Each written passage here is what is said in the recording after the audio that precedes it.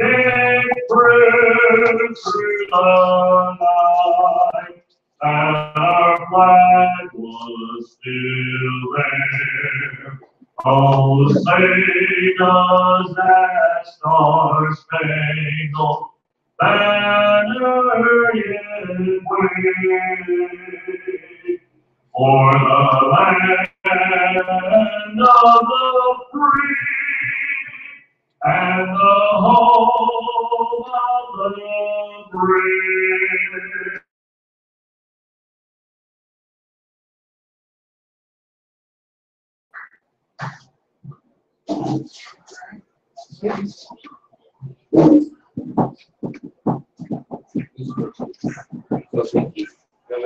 From Grady's Field in Xenia, Ohio, it is game number 35 as your Xenia Scouts look to battle what has been a 4-game losing streak this week against their division rivals, the Richmond Jazz. Andrew Alix here alongside my broadcast partner, Gabe Genovesi. We're happy to have you with us here this afternoon.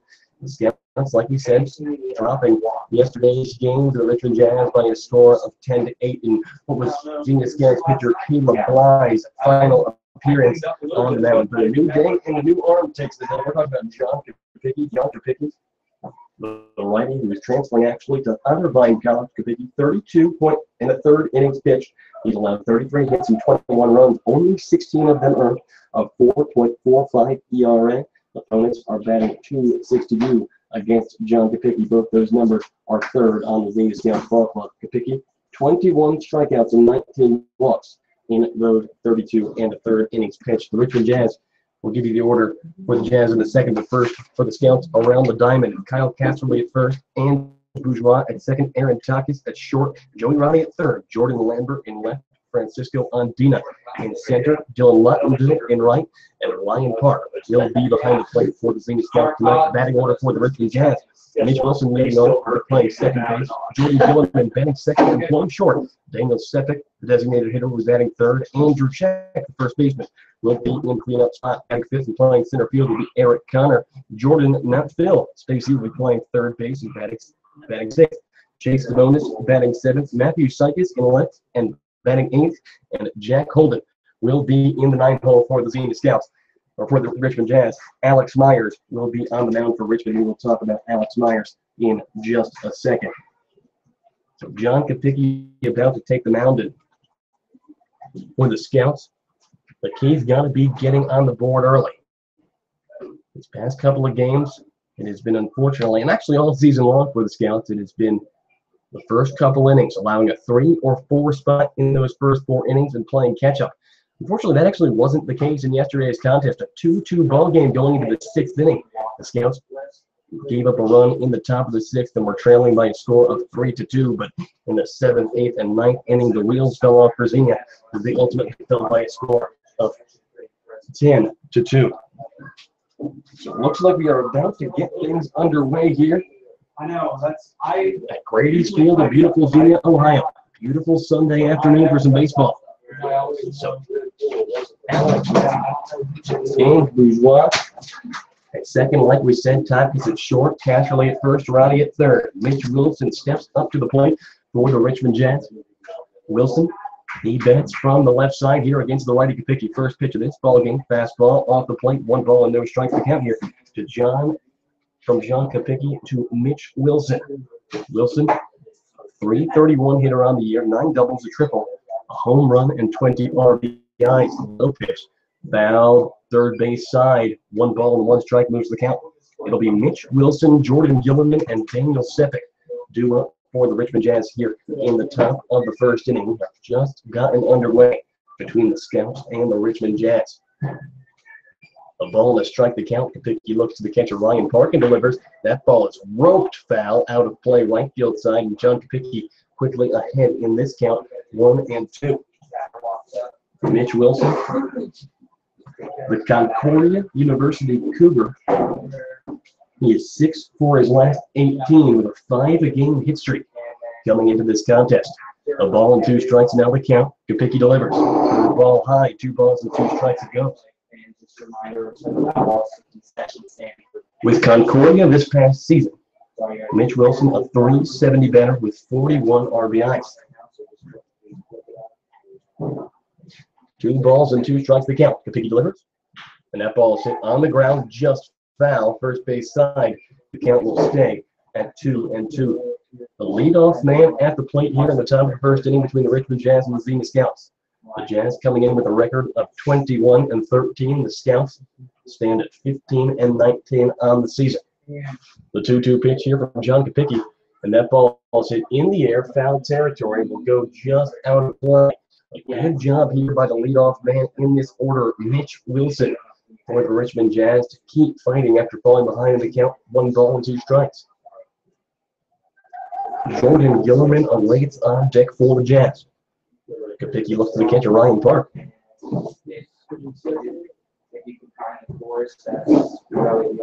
The 2-2 pitch.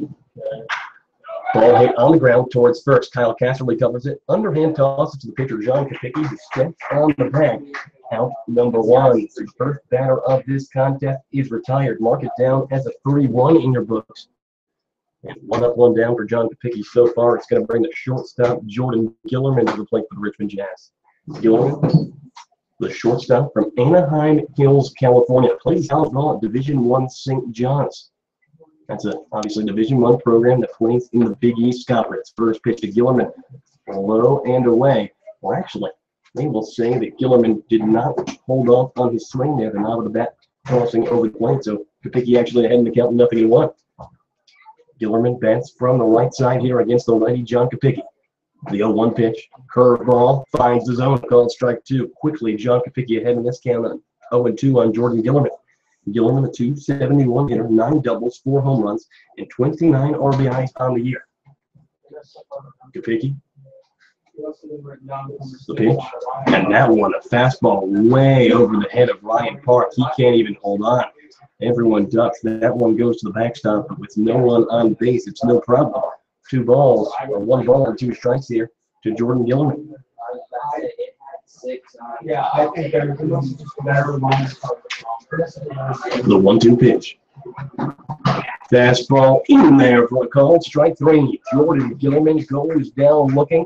The first strikeout of the evening for John Kapicki, the second out of the inning. And 2 up, 2 down for the big righty.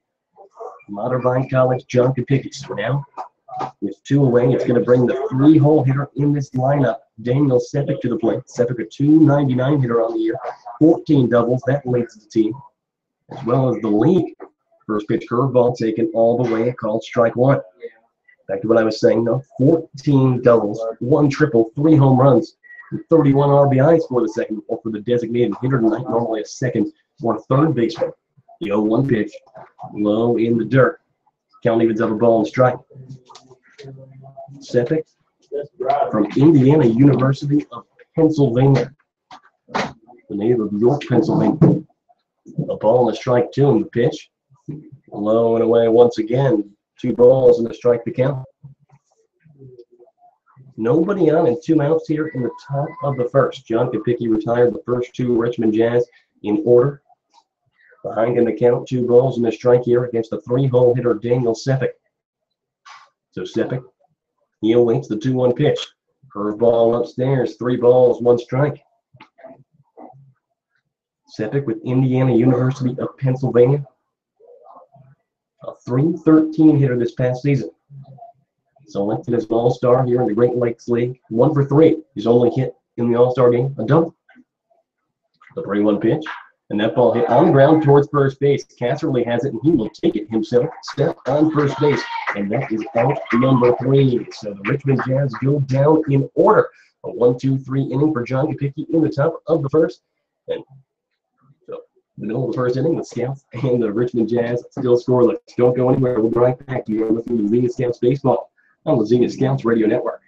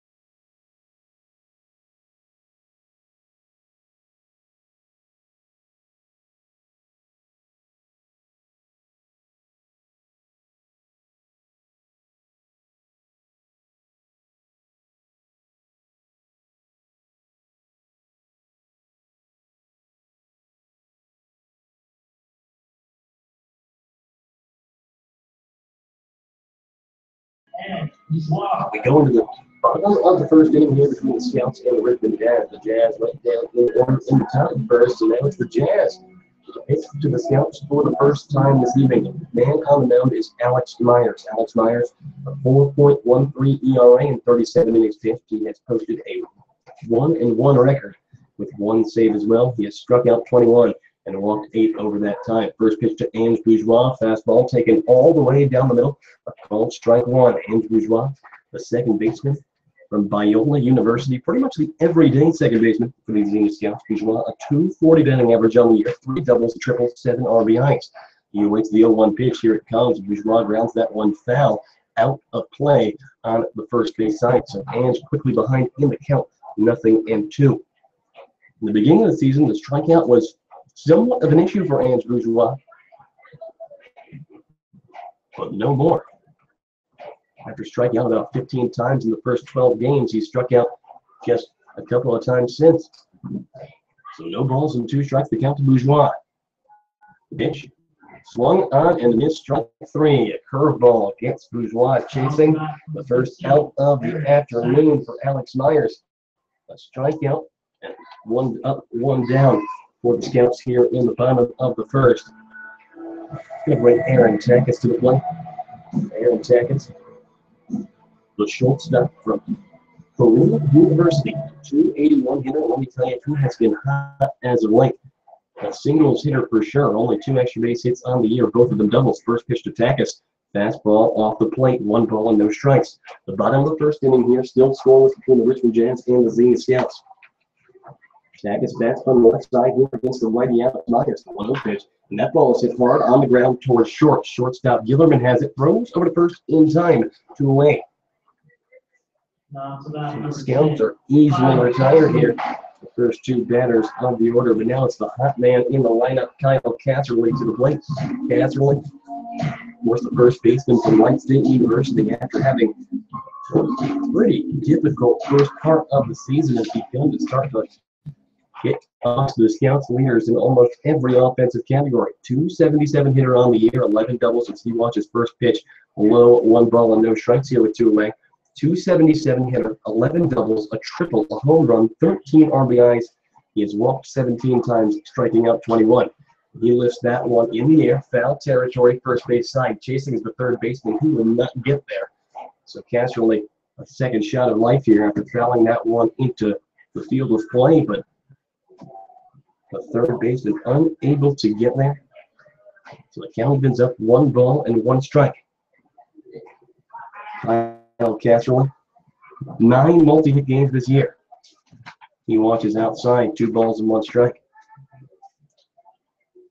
A 5-game hit streak. He has hit in 8 of his last 9 games. Pitch. Upstairs, ball 3. So Kyle Casserly finds himself in a very favorable 3-1 hitters count here. He bats from the left side against the righty Alix Myers. The 3-1 pitch. On the outside, ball 4. So Kyle Casserly draws his 18th walk of the season. And 1 on with 2 away here for a very hot hitter in this lineup in Jordan Lambert. Jordan Lambert, the native of Savannah, Tennessee. He's been hot as well. A 7-game hit streak. He is 11 for his last 30. He has 4 RBIs over his last 7 games. He bats from the left side here against the righty. First pitch, fastball off the plate, 1-0. Lambert, a 303 hitter on the year, 5 doubles, a home run, 17 RBIs. His 303 average is tops on the Xenia Scouts ball club. The 1-0 pitch. And Lambert hits that one in the air, left center field. The center fielder going back. He'll make the grab. Out number 3. So the Scouts manage a 2-out walk, but can do nothing with it. No runs on no hits, and 1 man left aboard in the home half of the first. We have played an inning of baseball, still scoreless, between the Scouts and the Richmond Jazz. Don't go anywhere, folks. We'll be right back. You are listening to Xenia Scouts Baseball on the Xenia Scouts Radio Network.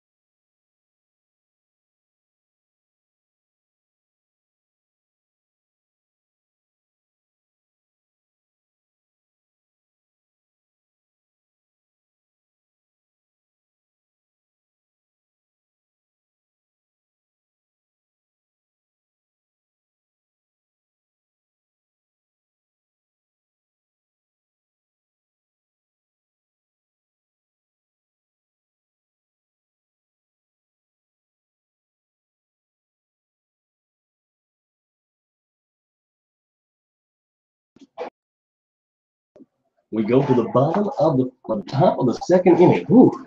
The Richmond Jazz and the Scouts still scoreless here. First pitch from John Kopicki is low and in to Andrew Check. Andrew Check, the man at the plate, a very dangerous hitter in this Richmond Jazz lineup. A 341 average on the year. First pitch is hit straight back. The count is up 1 ball and 1 strike. Check, a 341 hitter, 8 doubles, 6 home runs, 37 RBIs. That 37 RBI number. The top on the Richmond Jazz ball club. Kopicki, the 1-1 pitch. And that ball's hit on the ground deep in the 4 hole. Andrew Schwab fields a clean, throws it over to first in time. Out number 1. So 4 in a row now, retired by John Kopicki. It's going to go to the 5 spot in the order with Eric Connor. If you were with us last night, me and Gabe talked about it a lot. The Richmond Jazz can certainly hit the ball. They have 300 hitters all over the lineup. And here in the 5 spot, no exception. Eric Connor, a 309 hitter on the year with 17 RBIs. He bats from the right side against the righty John Kopicki. First pitch, curveball finds his own. 0-1 the count to Eric Connor. 1 away here in the top of the second inning. Scoreless ball game between the Xenia Scouts and the Richmond Jazz. The 0-1 pitch. Curveball hit up the middle, back past the second baseman. The second baseman, Bourgeois, has it. He throws over to first. It will not be in time. Throw from Bourgeois bouncing right in front. First baseman, Kyle Casserly. Infield hit for Eric Connor. First around by John Kopicki this evening. So 1 on and 1 away here. It's going to bring Jordan Stacy to the plate. Jordan Stacy, a 343 hitter on the year with 5 RBIs. Obviously, a much smaller sample size than we have seen with a lot of these other guys in this Richmond Jazz lineup. First pitch to Stacy. Fastball inside. 1-0. Stacy from Human Cookman, a Division I program, the Wildcats in Jacksonville, Florida. Teammate of college teammate, I should say, is Richmond Jazz teammate Cole Parks. He waves and misses up a 1-0 pitch. The ball and a strike now the count with 1 away. It's Eric Connor at first with 1 out here in the top of the second inning.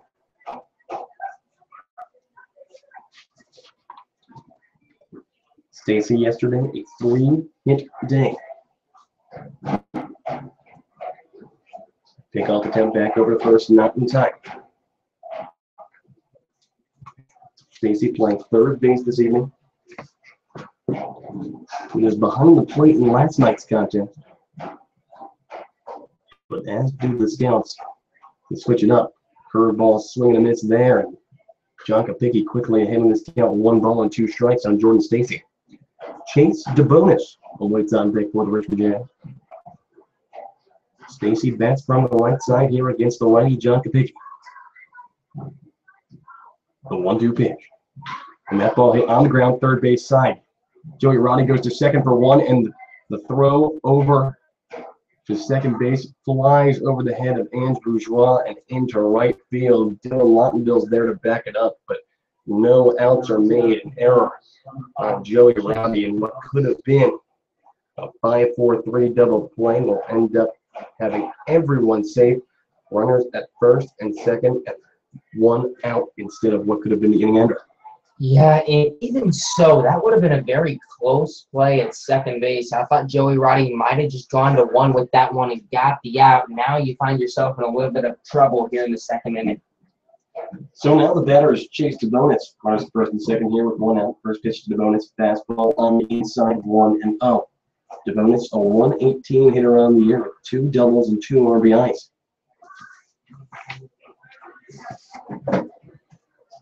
He bats from the right side here against the righty John Kopicki. Eric Connor at second, Jordan Stacy at first. The 1-0 pitch. Curveball high, 2 balls and no strikes. DeBonis, only 17 at-bats this year. He is 2 for 17.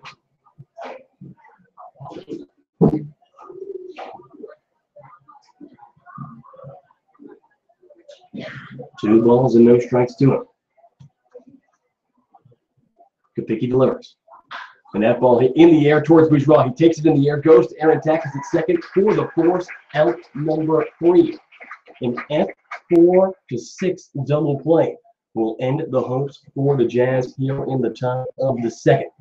No runs on 2 hits and 1 man left aboard for Richmond. We have reached the middle of the second inning. A scoreless baseball game between the Scouts and the Richmond Jazz. Don't go anywhere, folks. We'll be right back. You are listening to Xenia Scouts Baseball on the Xenia Scouts Radio Network.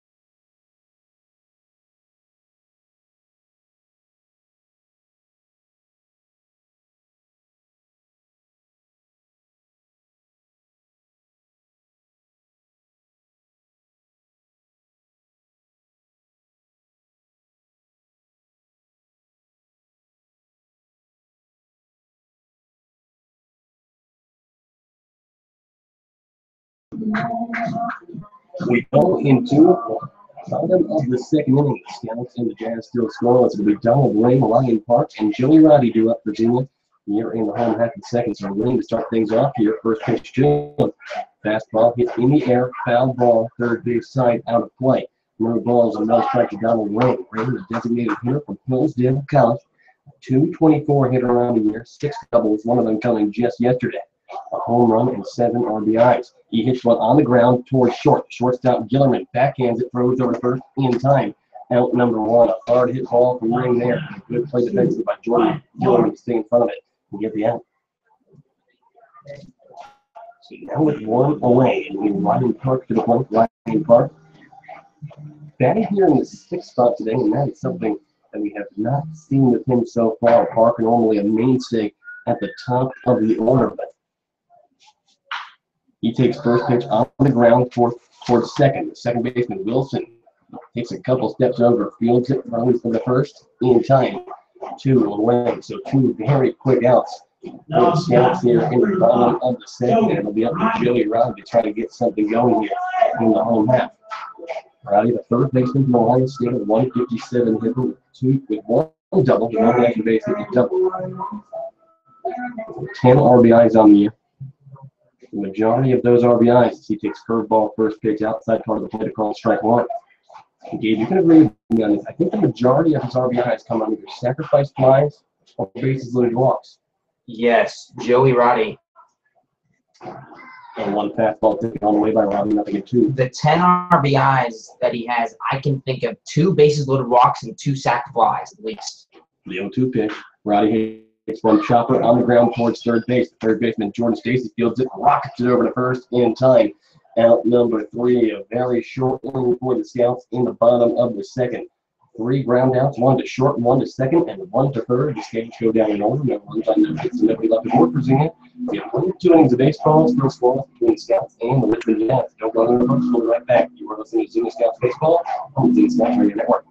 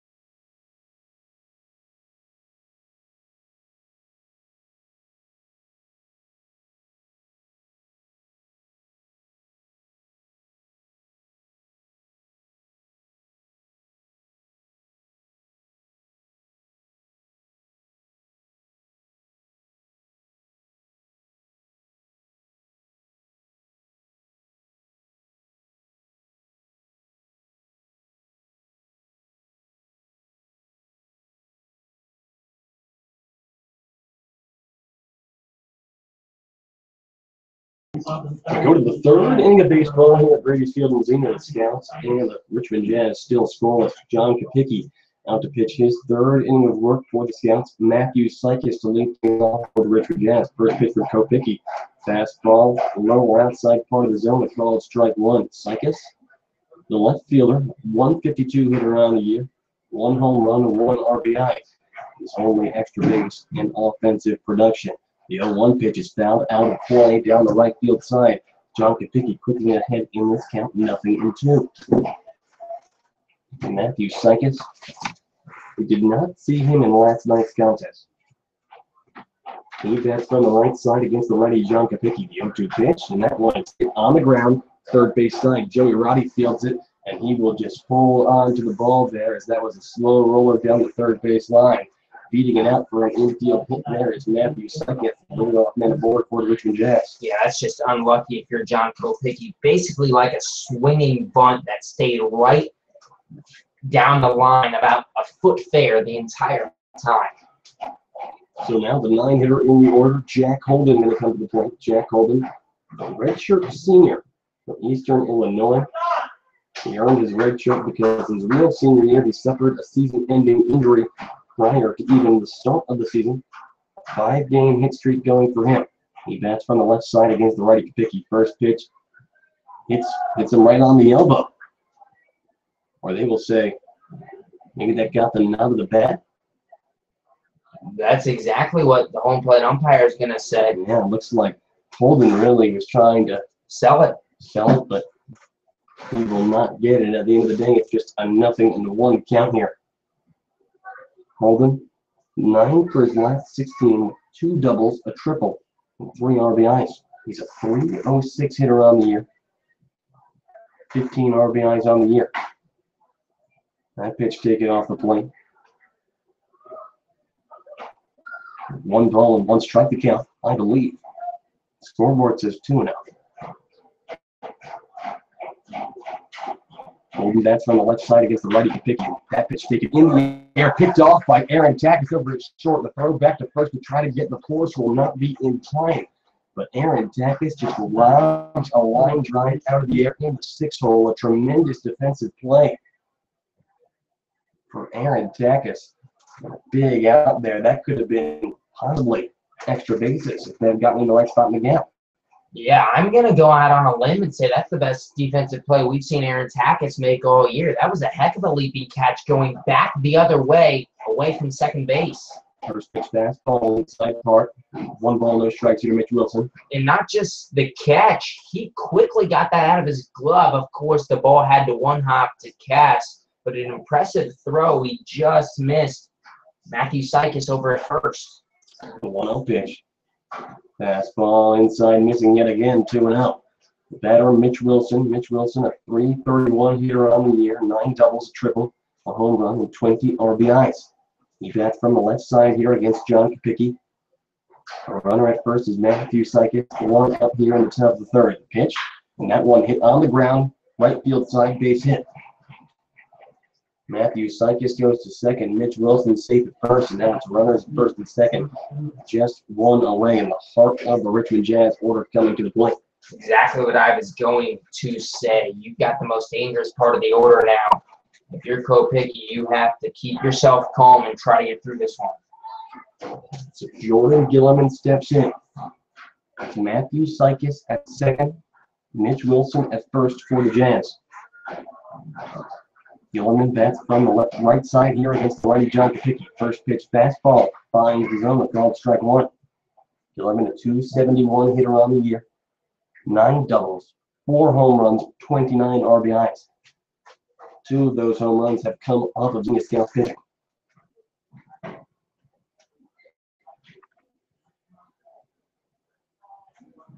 The 0-1 pitch. Curveball upstairs. 1 ball, 1 strike goes the count. Gilliman, his first time to the plate, was the first and only strikeout victim of John Kopicki so far. He went down looking.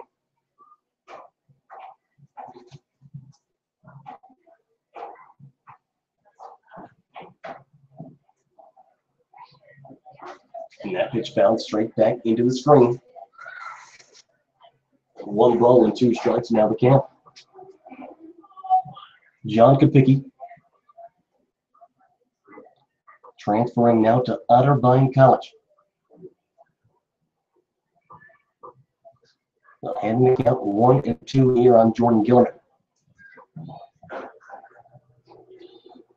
The 1-2 pitch. Swing and a miss. Strike 3. John Kopicki strikes out Jordan Gilliman for the second time this evening. His second strikeout of the day. So both of them coming against Gilliman, and that's a big second out here in the top of the third inning. And now the infield double play ball, you don't need it, so everybody can play at normal depth. With 2 down, takes away a bunt threat as well. So Daniel Stepik steps in. Stepik fouls the first pitch straight back into the screen, nothing in 1 to count. Daniel grounded out to Kyle Casserly over at first, his first time to the plate. 299 hit around the year at Stepik, 14 doubles, a triple, 3 home runs, 31 RBIs. It's Matthew Sykes at second, Mitch Wilson at first. With 2 away here in the top of the third, a scoreless game. And the 0-1 pitch hit in the air, foul territory. Ryan Clark cannot make the catch in foul ground, and the at-bat is extended. And that is a tough one if you're a Xenia Scouts fan. A high pop-up in foul territory behind the plate. Kyle Casserly, John Kopicki, and Ryan Park all tried to make a play on it. Ultimately, it was Park that calls for the ball, but he just couldn't hold on. It bounced in and out of his glove. Yeah, and that's the second or third time we've seen Park do that this year. Very unfortunate, just kind of lost it. I don't know if the little bit of a breeze here at Grady kept taking it toward the dugout. He didn't expect it. The 0-2 pitch now. Low in the dirt. 1 ball and 2 strikes to count. Daniel Stepik from New York, Pennsylvania. The league leader in doubles, 4th in the league in RBIs. Runners at first and second here with 2 away. The 1-2 pitch. And that one hit in the air, deep in left center field. Jordan Lambert going back. He will pull up at the track and make the grab about 1 foot in front of the wall. And that one will get your heart rate up, but ultimately out number 3. So no runs on 2 hits and 2 men left for the Jazz in the top of the third. We are in the middle of the third inning. A scoreless ball game between the Scouts and the Richmond Jazz. Hope one of their approach will be like that. We are listening to Xenia Scouts Baseball on the Xenia Scouts Radio Network.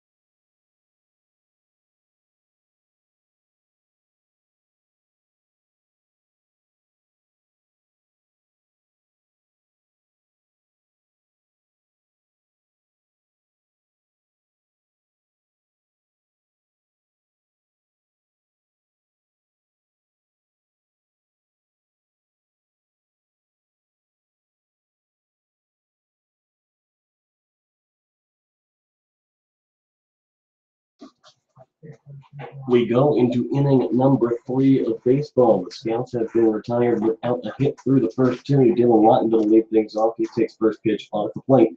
1 ball and no strike to count to Dylan Lottenville. Lottenville, the right fielder from Hillsdale College, a 111 hitter on the year, 3 doubles and 4 RBIs for it.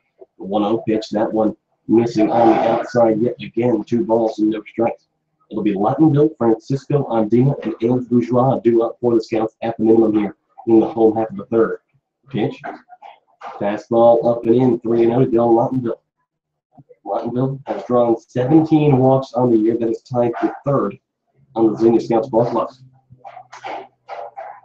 The 3-0 pitch. And that one just catches the inside part of the plate, 3-1.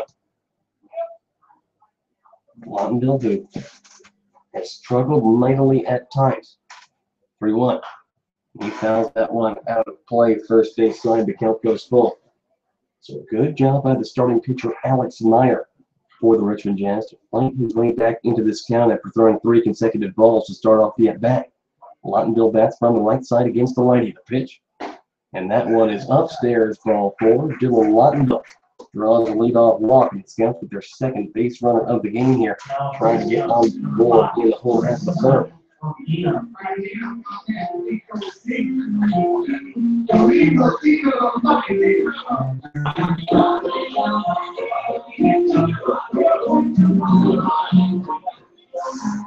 So now back to the top of the order with Francisco Andina. Andina, we're at the 9th spot in the order, Francisco Andina. First pitch to Andina off the plate. 1 ball and no strikes. And the reason I make that mistake is because Francisco Andina has been batting in the leadoff role pretty much every day for the past couple of games, probably since Ben Beachy went down with a knee injury. Andina has been struggling of late though. 0 for his last 18. Andina takes fastball outside part of the plate, a called strike. So 1 ball and 1 strike with nobody out here in the home half of the third. Andina, a 173 hitter around the year with 5 doubles, a home run, 7 RBIs, and 22 walks. The 22 walks is most, or second most, on the Xenia Scouts ball. But throw over to first and not in time there to get Dylan Lottondale. Andina, the native of Puerto Rico from Spring Arbor University in Spring Arbor, Michigan. He bats on the left side against the righty. Another pickoff attempt over to get Dylan Lottondale, not in time. Yeah, Andina, over the past 4 games, 0 for 16 with 7 strikeouts. It has been a struggle for sure. 0 for 4 with 2 strikeouts in yesterday's contest. The 1-1 pitch, off the plate, 2 balls and 1 strike. With Spring Arbor University this past spring, Andina was a 296 hitter, with 6 doubles, 5 triples, a home run, and 30 RBIs. Unfortunately for Andina, his numbers have certainly slowed up a little bit this summer with the Xenia Scouts. The 2-1 pitch. And that one catching the outside part of the zone, 2-2. It's Andina at the plate and then back to the top of the order with Ange Bourgeois. Andina bats from the left side here against the righty Alex Myers.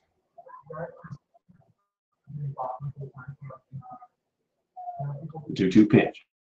Andina hits it on the ground towards first base. The first baseman Andrew Check gets the force. He throws over to second in time to get Dylan Lottondale. The unconventional 40 unassisted to 6 double play, and that is out number 1 and 2 here in the whole half of the third for the Scouts. That is very unfortunate for Xenia. That ball was literally hit right to the bag at first base. Andrew Check at first fielded that ball with his foot on the bag. Easy double play. So instead of 1 on and nobody out, is nobody out and 2 outs, and Ange Bourgeois playing first pitch curveball, taking on the outside part of the plate to call strike 1. Ange Bourgeois 0 for 1 on the evening. He struck out swinging to lead this game off. The 0-1 pitch, and Bourgeois hits that one on the ground towards short. Gilligan fields it, throws over to first in time. Out number 3, a 1-2-3 inning for the Scouts in the bottom of the third. No runs on no hits and nobody left aboard for Xenia. We have played 3 innings of baseball here at Grady's Field. The Scouts and the Jazz still scoreless. Gabe Genovesi is going to bring the other 3 innings when we come back. Don't go anywhere. We'll be right back. You're listening to Xenia Scouts Baseball on the Xenia Scouts Radio Network.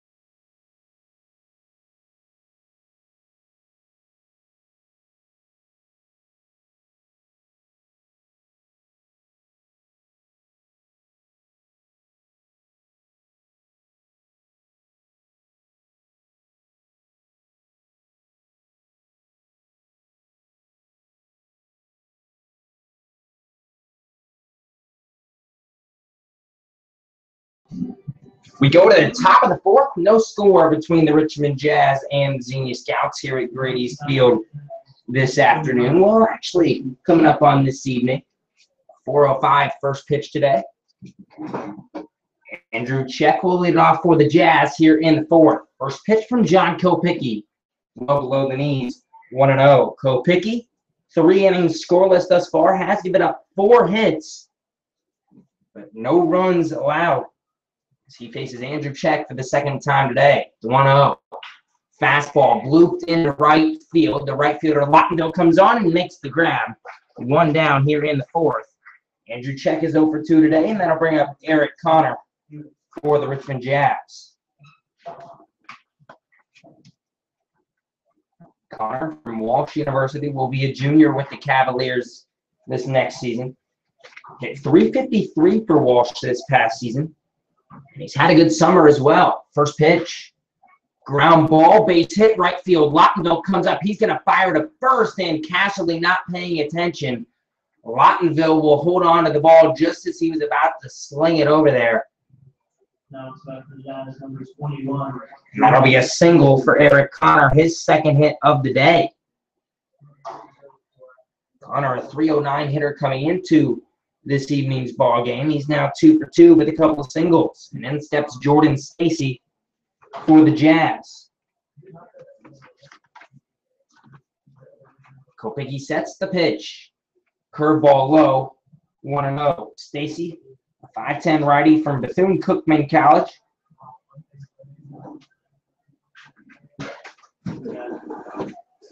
Not an everyday player for the Richmond Jazz, however, he has been in the lineup both games in this series. Kopicki throws to first. Connor dives back safely. Stacy, a .343 hitter coming into this ball game, but again, not an everyday player, 12 for 35 on the year. The 1-0. Inside, ball 2. Jordan Stacy yesterday had himself a heck of a day. 4 for 4 with 2 RBIs and a walk. He reached base all 5 times. And that could be why, as the 2-0 curveball lined to left field, curving foul. Out of play. That ball did go just over the wall. And the count is 2-1 on Jordan Stacy. So the 4 for 4 day could have something to do with why he's back in the lineup today. Stacy's certainly seeing the ball very, very well last night. And he'll step out before Kopicki can throw the 2-1 pitch. A fly out to right by Andrew Check to lead off the inning, and then a single by Eric Connor. 1 on, 1 out for Richmond. The pitch. Off speed. Skied high, shallow right field. Bourgeois ranging back, called off by the right fielder Lottendale. 2 down here in the fourth for John Kopicki and the Scouts.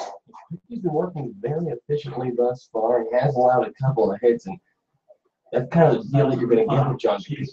Your pitching coach, Corey Cruz, got to be happy to see that Kopicki has yet to put a man on base via the walk so far this evening. And now Chase DeBonis steps in. He's 0 for 1 today. Lined out to Bourgeois his first time up. That ended up being that F4-6 double play. Now a ground ball through the hole on the left side. A base hit into left field. First and second. 2 down for Richmond here in the fourth. He has to get himself out of this jam. You want to get Matthew Sykes out here. Sykes a 152 hitter. If you put him on, and you'll have either a run come home, or you'd have to face Jack Holden with the bases loaded, and Holden a much more talented hitter at 306 mark. Sykes steps in. He bats from the right side. 1 for 1 today. Had an infield single his first time up in the third inning. The pitch. Low. Park blocks it. The throw to third is in time. He got him. Eric Connor trying to test Ryan Park's arm. Park says no way. Picks up that ball in front of him. Fires to third for the last out of the inning. And Matthew Sykes will bat to lead off the fourth for the Richmond Jazz. The third straight inning, John Kopicki has allowed 2 hits, but no runs so far for the Jazz. We head to the home half of the fourth. No score between the Scouts and Richmond. You're listening to Scouts Baseball on the Xenia Scouts Radio Network.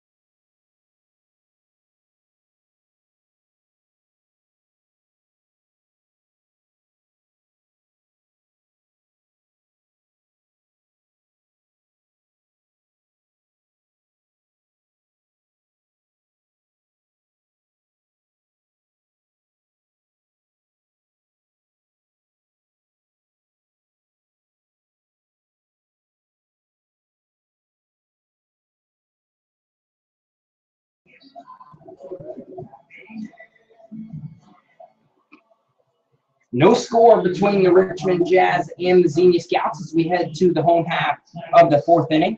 Aaron Takis, Kyle Casserly, and Jordan Lambert, the 2, 3, 4 hitters for Xenia, come to bat here in the bottom of the fourth. The Scouts trying to get some kind of offense going. No hits through 3 innings. 2 base runners on a couple of walks. First pitch to Takis. Off speed below the knees, 1-0. Alex Myers back out on the mound for the Jazz. Aaron Takis, his first time up, grounded out to short. The 1-0 pitch. Off-speed ground ball left side. Gillerman, the shortstop, picks it up, fires to first, 1 away here in the bottom of the fourth.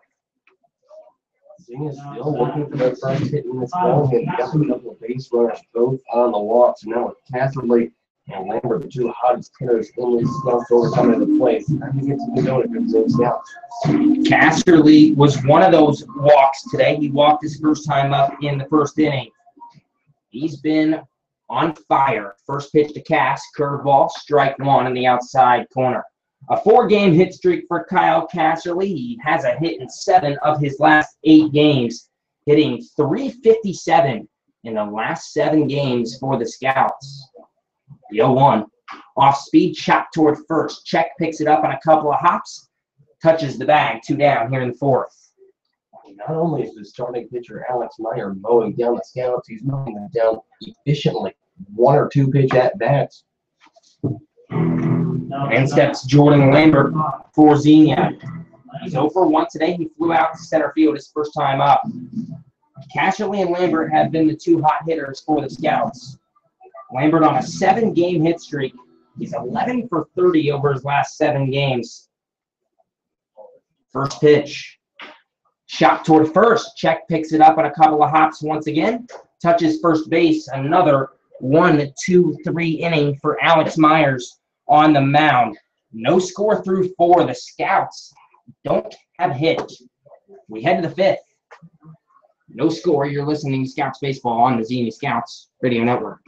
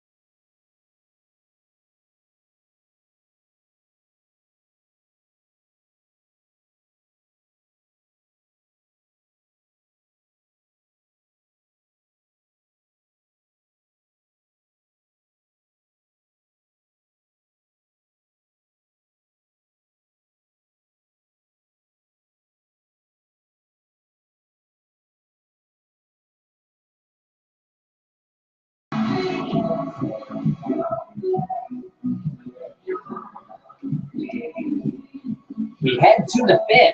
No score between the Xenia Scouts and the Richmond Jazz through 4 innings. The Jazz 6 hits. They've left 5 runners on base. Xenia being no hit through 4 innings. John Kopicki back out on the mound for the Scouts here in the 5th. He'll face Matthew Sykes, Jack Holden, and Mitch Wilson, the 8-9 one-hitters for Richmond. Sykes bats from the right side. He's 1 for 1 today with an infield single. Kopicki sets the first pitch. Misses inside, ball 1. Sykes, that infield single was that almost like a swinging bunt down the third base line. It stayed about a foot fair the entire way down the line. Roddy had no play. The pitch. Curveball fouled off behind the plate, 1-1. It almost might have been in Roddy's best interest on that play to let it roll a little bit longer, see if it wouldn't break foul on the other side of that line. Because unfortunately, what's the upside to picking it up? Yeah, I personally don't think it would have rolled foul, but I agree. The 1-1. Fouled off once again, 1-2, because I mean, the moment the guy starts rounding first and heading for second because you're waiting so long, that's when you pick it up and you just get it out at second. But because it's a tough play. As soon as Roddy picked the ball up, he looked and he didn't even attempt to throw. He knew. A tough decision to make on the fly, for sure. The 1-2 pitch. Curveball blooped into center field. Andina chasing, and he makes the sliding grab. Francisco Andina gets on his knees and makes the play. 1 down in the 5th. Tremendous play defensively there by Francisco Andina. That ball looks like it was going to drop for sure. But luckily for the Scouts and Francisco Andina flashing that speed there, flashing that athleticism. And we've seen it all throughout the season at various times. That Francisco Andina's ability defensively out there in center field has helped Scouts pitching a whole lot. Now, Jack Holden bats from the left side for the Jazz. First pitch from Kopicki. Fastball low, 1-0. Righty-lefty matchup for Holden. Favors the batter. Kopicki sets the 1-0 pitch. Fastball chopped foul back behind the plate. Evens up the count at 1-1. Jack Holden from Eastern Illinois. He'll be a redshirt senior with the Panthers. Did not play this past season because of an injury. The 1-1 pitch. Swung on and missed. A fastball up high at the eyes, 1-2. Holden suffered that injury prior to the year, so that's why he did earn that red shirt. Got to be nice for him to play this summer and having a successful year, too, batting .306 for the Jazz. The pitch. Curved ball flared into left field. Lambert coming on, and he makes the diving grab. 2 straight plays in the outfield by the Scouts left fielder Jordan Lambert and the center fielder Francisco Andina. 2 down in the 5th. Yeah, John Kopicki points out to Jordan Lambert and left to give him the acknowledgement. He says those could be easily 2 blue hits right there. And if they get under the diving grab, possibly doubles. But just like that, John Kopicki's rolling as he's going to face this Richmond Jazz for the 3rd time now. First pitch to the leadoff batter, Mitch Wilson. Below the knees, ball 1. By the way, that is pitch number 62. That was just thrown right there by John Kopicki. So he's working pretty efficiently as well. Indeed. And Andrew mentioned it. We'll see what he can do through the order for the 3rd time. The pitch. Fastball misses off the outside edge, 2-0. And that's a fantastic point. Instead of 2 singles, runners on first and second, nobody down. Francisco Andina with the sliding catch. Jordan Lambert dives out in left field, and there's 2 outs with nobody down here in the 5th. The 2-0 pitch misses way outside. Kopicki's throwing 3 straight balls, 3-0. You don't want to walk this guy here. You're in the top of the order. Mitch Wilson already has a hit off of you. He can do it again. Don't give him the free pass. Wilson 1 for 2 today, a single his last time up in the 3rd inning. The pitch. Low and away, ball 4, a 4-pitch walk. And I hate to play deja vu here, but this is exactly what we saw yesterday from the Scouts. I believe it was yesterday, if I remember correctly. Or was that against the Copperheads a couple games ago? You are thinking with the leadoff walk, and then the intentional walk, and then the hit by pitch, and the bases loaded walk. Against the Copperheads. Yeah, First pitch to Gillerman, curveball popped up on the infield, foul territory. Casserly, the first baseman, makes the grab. So after the 4-pitch walk, Kopicki gets a 1-pitch pop out to Cass at first. No runs for the Jazz once again. They leave one on base after the walk. No hits for only the second time in this game. We head to the home half of the 5th inning. No score between Richmond and Scouts. You're listening to Scouts Baseball on the Xenia Scouts Radio Network.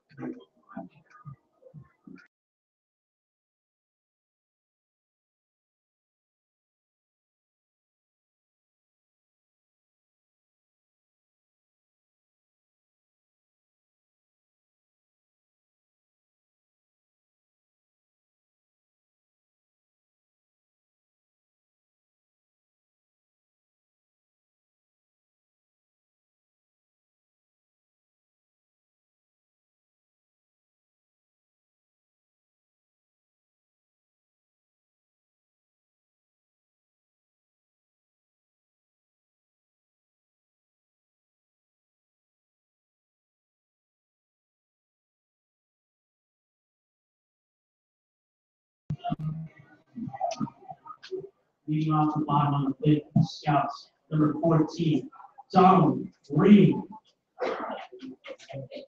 No score between the Xenia Scouts and the Richmond Jazz as we head to the bottom of the 5th inning. Donald Ring, Ryan Park, and Joey Roddy, the 5, 6, 7 hitters for the Scouts, due up here in the 5th for Xenia. Alex Myers back out on the mound for the Jazz. First pitch to Donald Ring. Curveball swung on and missed, 0-1. Myers tossing a no-hitter right now for Richmond. The Scouts have yet to pick up a hit. 2 base runners on a couple of walks. Ring grounded out to short his first time up. The pitch. Curveball misses off the outside corner, 1-1. Donald Ring, a .224 hitter on the year, does have 6 doubles for this Xenia Scouts team. That is 3rd on the team as he chops one back to the pitcher. And now the pitcher, Myers, races all the way over to the first base bag and touches first for the out. The first baseman, Chet, was going over to field that ball in the middle of the infield, and Myers was able to field his position nicely and make the play. Yeah, that's not what you see every day there. One unassisted.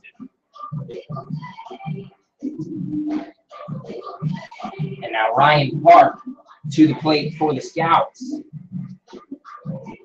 Park grounded out to the second baseman, Mitch Wilson, his first time up. Myers quickly gets back on the rubber. First pitch to Park. Fastball in there at the belt, strike 1. Park, a .273 hitter on the year. Leads the team in walks with 24, and that is why he leads the team in on-base percentage as well. So despite only batting .273, Ryan Park with an on-base percentage of .439. The pitch. Curveball.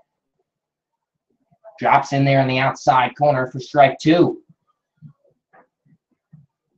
Myers working quickly on the rubber. The 0-2 pitch. Curveball low in the turf.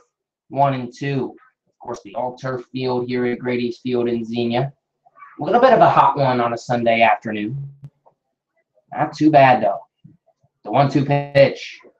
Inside. And that hit Ryan Park.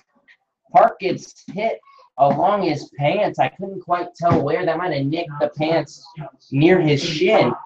Park jogs down to first fine. He's not limping or anything. That might have just been one of those situations where it brushes the cloth or any part of the jersey because it didn't look, there was no gut reaction. No quick reaction there. Park just looked at the home plate umpire, said, yeah, that one hit me. He's like, yes, it did. Take your base. Roddy takes a curveball low and away, 1-0. Joey Roddy, a .57 hitter coming into this one. 14 hits on the year. Only one of them, an extra base hit, was a double. He bats from the right side. 1-0. Fastball at the chest, strike 1. One down here in the bottom of the fifth. No score between the Richmond Jazz and the Xenia Scouts. Joey Roddy at the plate for the Scouts. Ryan Park stands on first. The 1-1. Curveball, lined base hit left field. Joey Roddy has his first hit of the day, first and second. One down for the Scouts, and the no-hitter is over for Alex Myers. Nobody no-hits the Scouts, and that holds true. And, it takes a hero like Joey Roddy there, and that's what we see Roddy do really well with, when he just kind of waits on a hanging curveball and takes it away. And for those of you who maybe haven't been following all year, nobody no-hits the Scouts. That is what Dave Naw, our general manager and assistant coach, yells in the dugout after every hit. Well, after every first hit. Yes. I'm sure that if you yelled after every hit, that would get pretty annoying. They would ask him to stop, Yeah. I assume. But it's just after that first hit. Fortunately for the Scouts, as the first pitch to Dylan Lottenville catches the inside corner, strike one.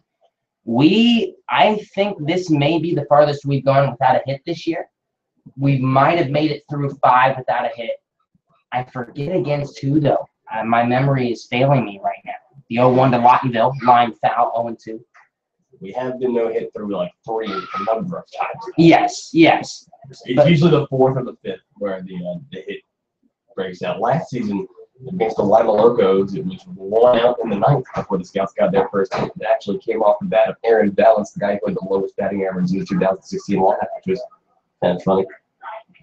The 0-2 to Lottenville. Curveball low and inside, 1-2.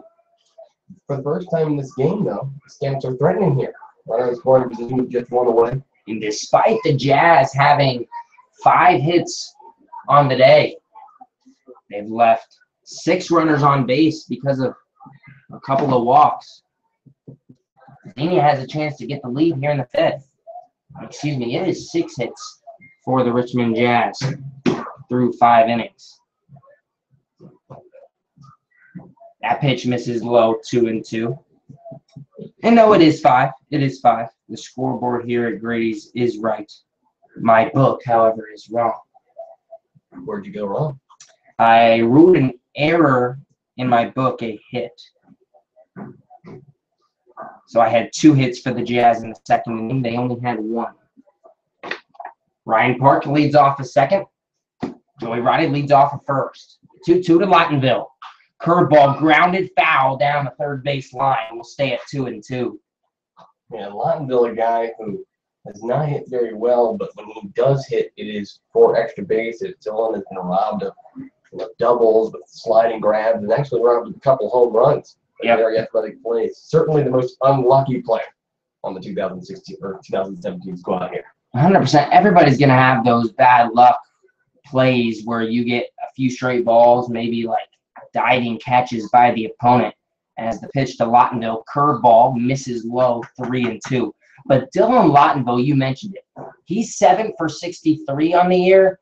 He could be 11 or 12 for 63. So again, not too higher. But those hits would have been like 2 home runs and 2 doubles that he got robbed from. With almost 63 at bats, it would certainly help his own batting average a little bit. The 3-2 fouled off behind the plate will stay at a full count. The junior from Hillsdale College walked his first time up in the 3rd inning. Was one of 2 base runners for the Scouts until this 5th inning. Meyer sets the 3-2 delivery.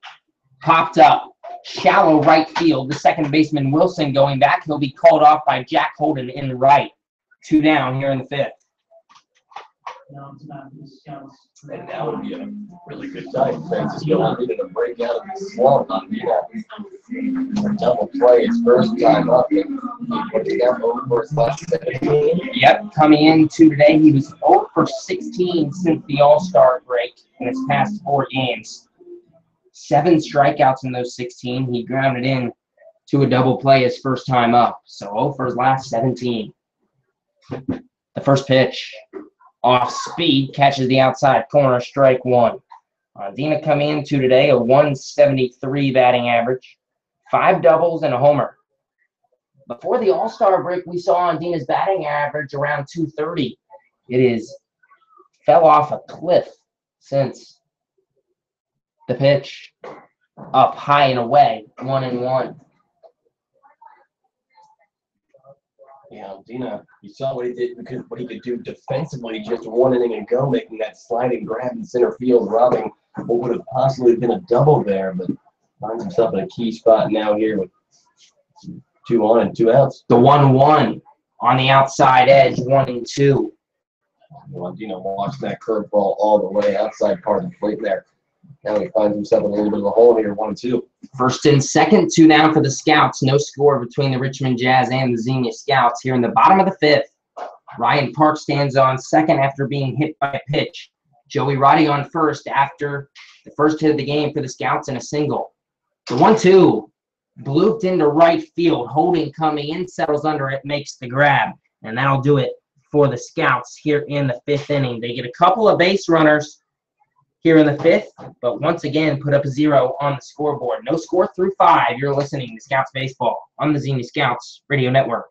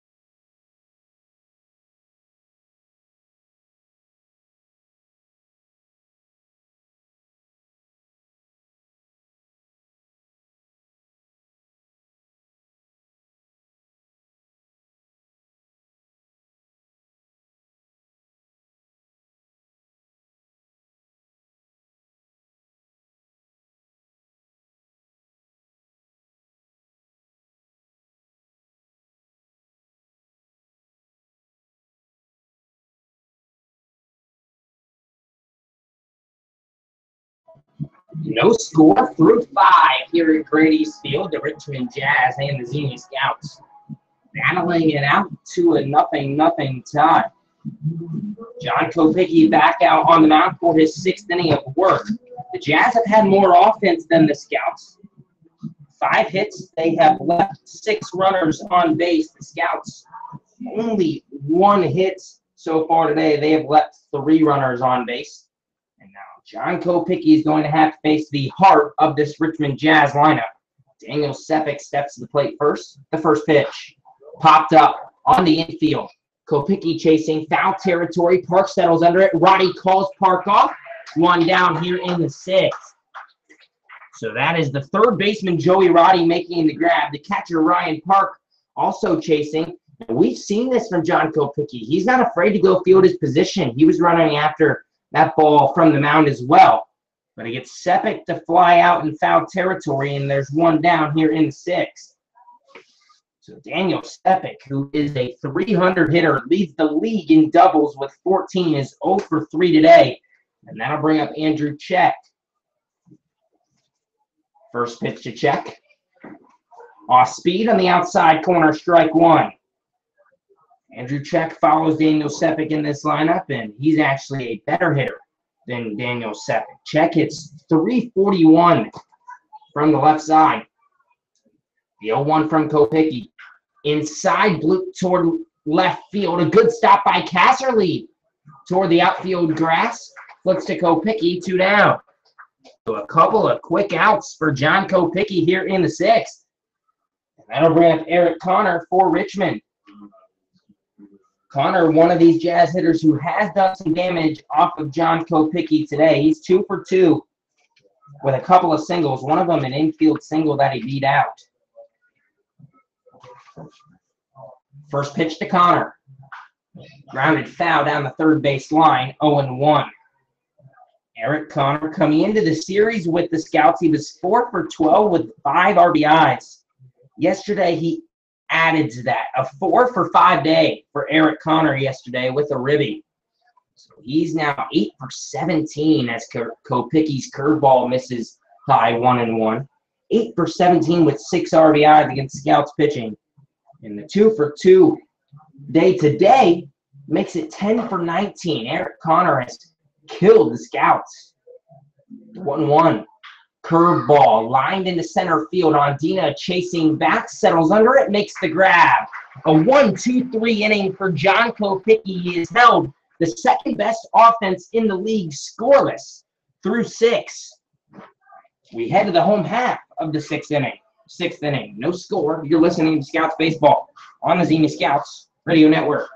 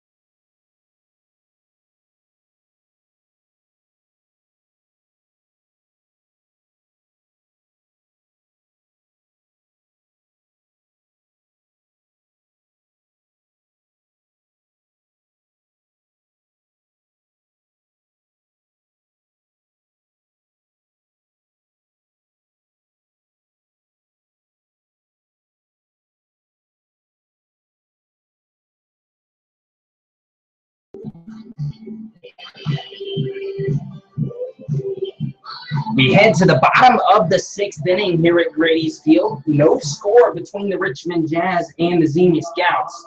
And Bourgeois, Aaron Takis, and Kyle Casserly, the top of the order. 1, 2, 3 for the Scouts, due up in the 6th inning. Alex Myers back out on the mound for the Richmond Jazz. Yet a no-hitter going through 4. Joey Roddy ended that last inning in the 5th with a 1-out single. Scouts, however, no runs, only 1 hit. They've only left 3 on base. First pitch to Bourgeois, ground ball right side. The second baseman, Wilson, makes the play. 1 down here in the 6th inning. And once again, a hard hit ball there on the ground from Andrew Bourgeois. Good defensive adjustment there by Mitch Wilson to quickly go and cover the middle to prevent that one from going through. And that'll bring up Aaron Takis for the Scouts. Takis 0 for 2 today.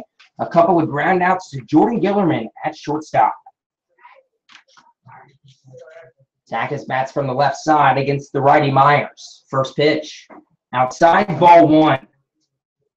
And the no score between the Scouts and the Jazz is very surprising in this game, specifically from the Jazz standpoint. That's the 1-0 from Myers. Inside, ball 2. Now, you won't believe this, keeper. That right there is just pitch number 60. He has been throwing under 10 pitches per inning.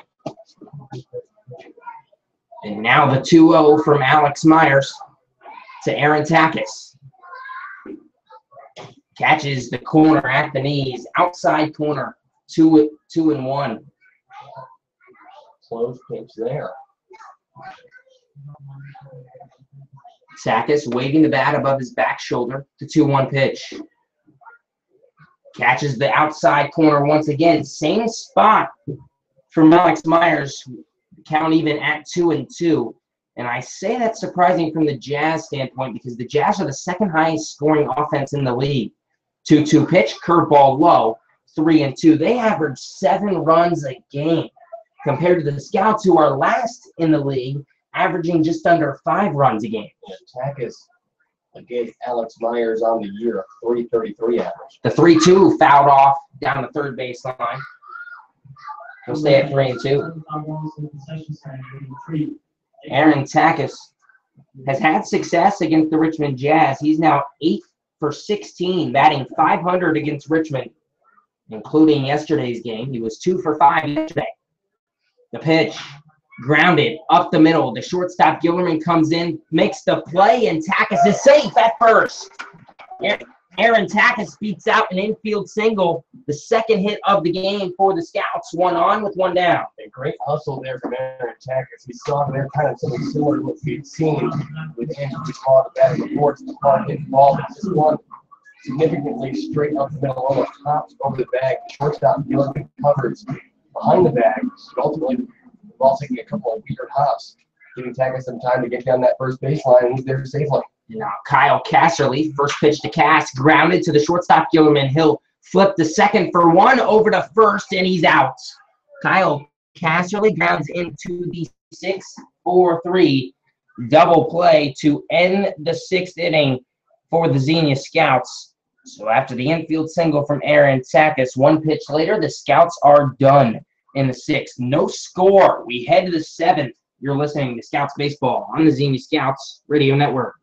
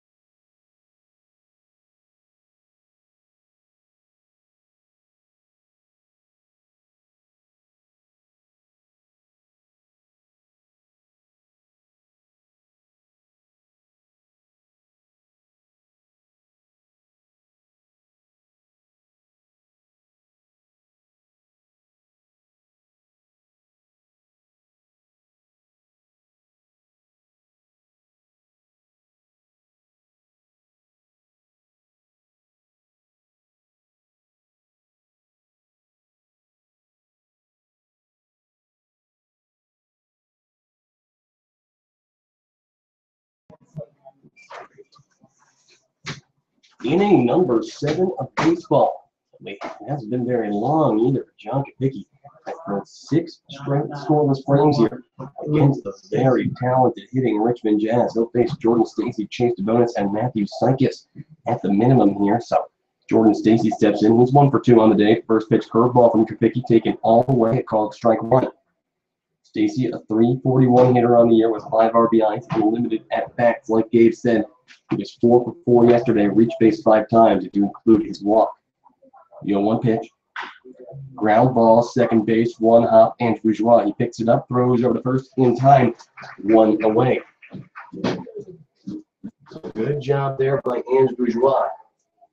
John Kapicki continues to roll here. 1 out in the top of the 7th inning. Now Chase DeBonis to the plate. DeBonis 1 for 2 on the day as well. First time to the plate, grounded into an F4-6 double play. His second time to the plate, a single ended up stranded over at first. First pitch to him, hard line drive, left field side into the outfield base hit. Chase DeBonis has his second hit of the day and a 1-out base runner here for the Richmond Jazz. The Jazz have managed now 7 hits on the day. Still have yet to bring a run home. The Scouts only have 2 hits. No runs either.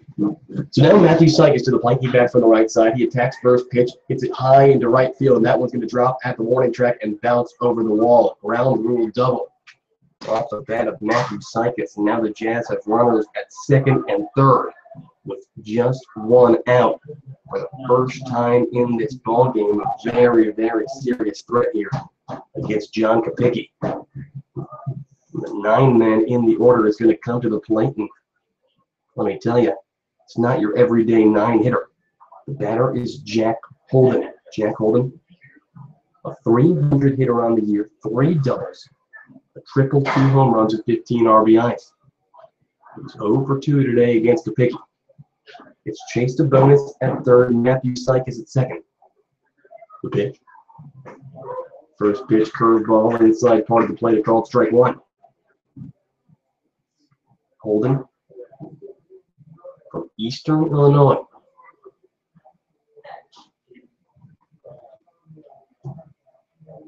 Kopicki looks to the catcher, Ryan Park. He delivers the 0-1 pitch. Swinging and a miss. Kopicki's ahead in the count, nothing to 2. Jack Holden, like we said, a .306 hitter. He bats from the left side here against the righty John Kopicki. Devonis at third, Sykes at second. The 0-2 pitch. And that one is grounded foul, first base side. Will stay at 0-2.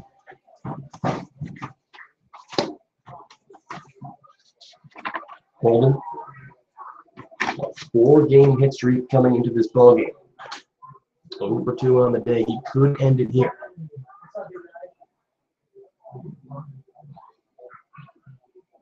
The 0-2 pitch.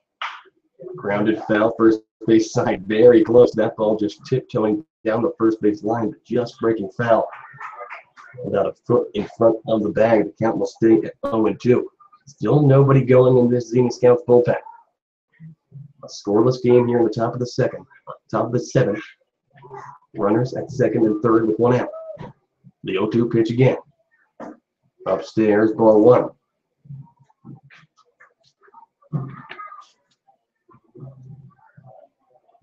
Holding the Eastern Illinois Panther.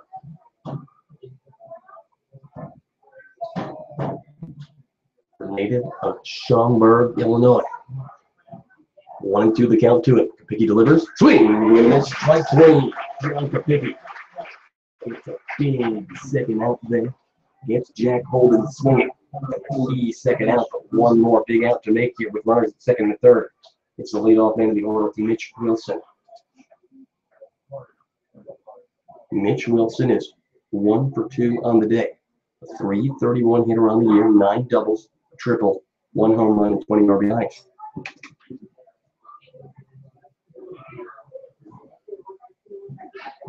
First pitch to him. Curveball foul out of play, third base side, nothing in 1 to count. It's Devonis at third, Matthew Sykes at second here. 2 outs in the top of the 7th. John Kopicki trying to keep this ball game scoreless between the Scouts and the Richmond Jazz. Mitch Wilson, a .331 hitter on the year. He bats from the left side against the righty John Kopicki. The 0-1 pitch. In the dirt, gets the glove of Ryan Park, and that one's going to go to the backstop. Coming home to score is Chase Devonis. The shutout is done. 1-0 is now the score in favor of the Richmond Jazz, and that is a tough leg to give up the first run of the ball game, especially if you're John Kopicki, who's thrown an absolute gem so far. But with the runner at second, Matthew Sykes advancing to third now, he still has to make the big out here against Mitch Wilson to limit the damage, give his offense a chance in the home half. The 1-1 pitch. Curveball taken on the outside part of the plate, called strike 2. Kopicki ahead in the count now, 1 ball and 2 strikes with 2 away. John Kopicki deep into this ball game. 6 2/3. His longest outing of the year so far. The 1-2 pitch. High and away. 2 balls and 2 strikes. Kopicki has thrown 56 strikes and 29 balls. So this will be pitch number 86 of the afternoon for him. The 2-2 pitch. That ball is hit hard on a line foul. Out of play, third base side. We'll stay at 2-2. 1-0 now, the score in favor of the Richmond Jazz. Runner at third with 2 away. Mitch Wilson has yet to get a hit off of John Kopicki so far this season until the contest this evening. The 2-2 pitch. Curveball hit in the air, left field. Jordan Lambert tracking back. He will make the grab on the run. He extends every single inch of his 6'3" frame and makes a catch on the run to prevent what would have been a double and another run coming home. Jordan Lambert gets it done. That is out number 3. The 1 run comes home. That's 1 run on 2 hits and 1 man left to work for the Richmond Jazz. At least 7th inning stretch here at Grady's Field. Scouts trail Richmond Jazz by score on 1-0. Don't worry, our folks will be right back. You are listening to Xenia Scouts Baseball on Xenia Scouts Radio Network.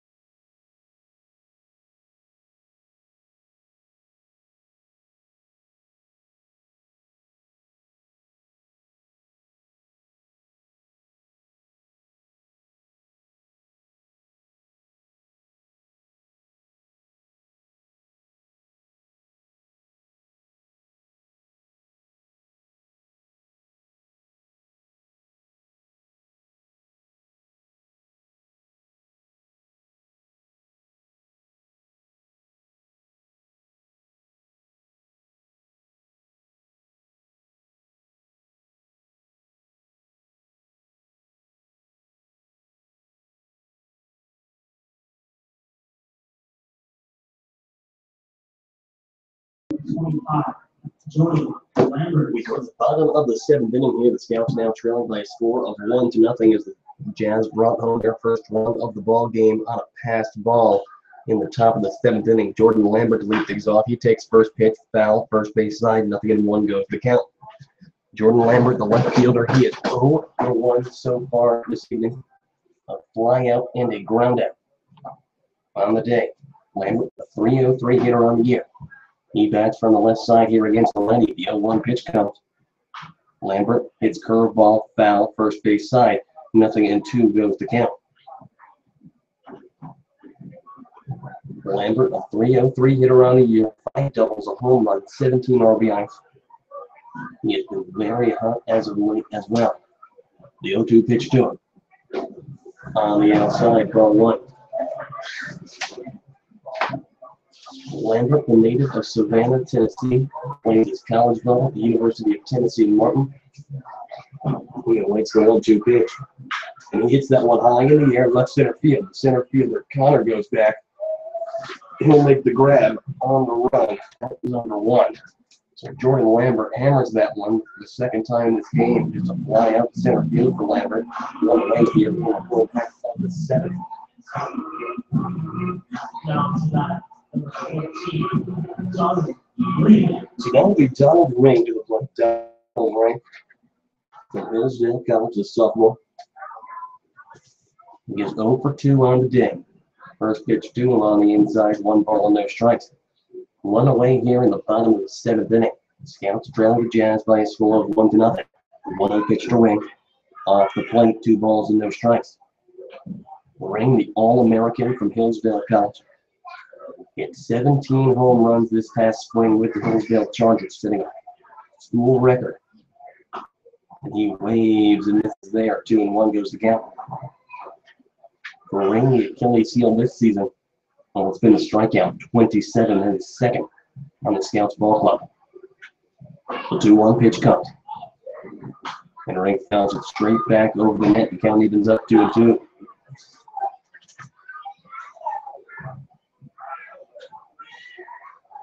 Ring 17 strikeouts in the past 15 games.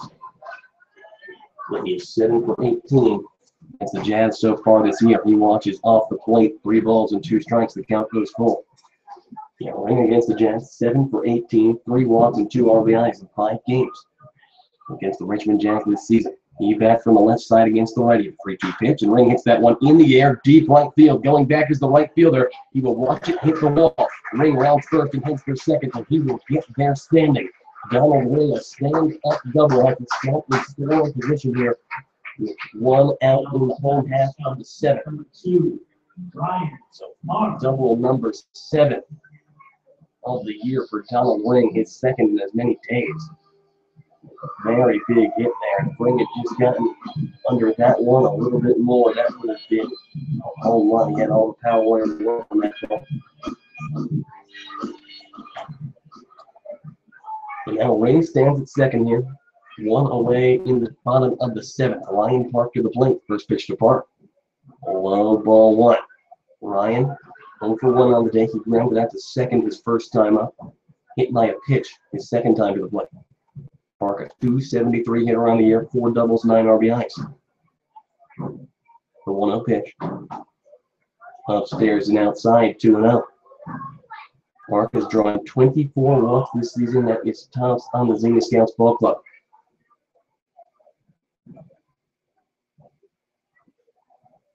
He bats from the left side here against the righty.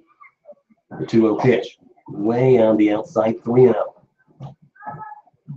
So Alex Meyer either has to find the zone here or put Ryan Park at first with what would be his 25th walk of the season.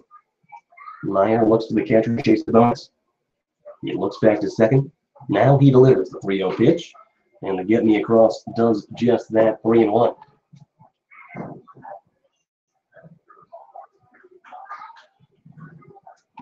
Three balls and a strike here to Ryan Park. Pitch. Low and away, ball 4. Ryan Park draws his 25th walk of the season. That will increase his R2 best for 39 on base percentage. Now it's runners at first and second here for Joey Roddy. Joey Roddy is 1 for 2 on the day. He picked up the Scouts' first hit of the ball game back in the 5th inning. A single on the left field side. It looks like the manager for the Jazz is going to come out and have a word with his pitcher, Alex Myers. Myers is very deep into this ball game already.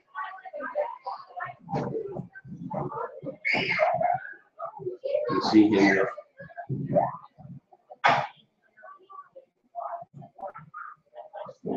As the Jazz manager is still out there, Meyer is 81 pitches into the ball game, so he's working more efficiently than John Kopicki is at this point. It looks like we see Michael Pineda O'Donnell warming up in the bullpen for the Scouts as we speak. But 81 pitches, perhaps starting to lose a little bit of control. Still throwing a 3-hitter here, though. First pitch of Joey Roddy, fastball taken right down the pipe, called strike 1. Roddy, a 157 hitter on the year, only 1 extra base hit, 1 double, of course, 10 RBIs. An opportunity to get RBIs number 11 and 12 right here. It's pitch. Roddy fouls that one straight back into the plate. The count goes 0-2. Donald Ring at second, Ryan Park at first here, with 1 away in the bottom of the 7th. Scouts trailing by a score of 1-0.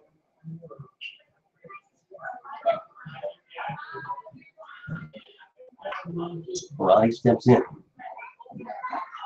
He bats from the right side here against the right. The 0-2 pitch. Roddy fouls it out of play. First base side will stay 0-2.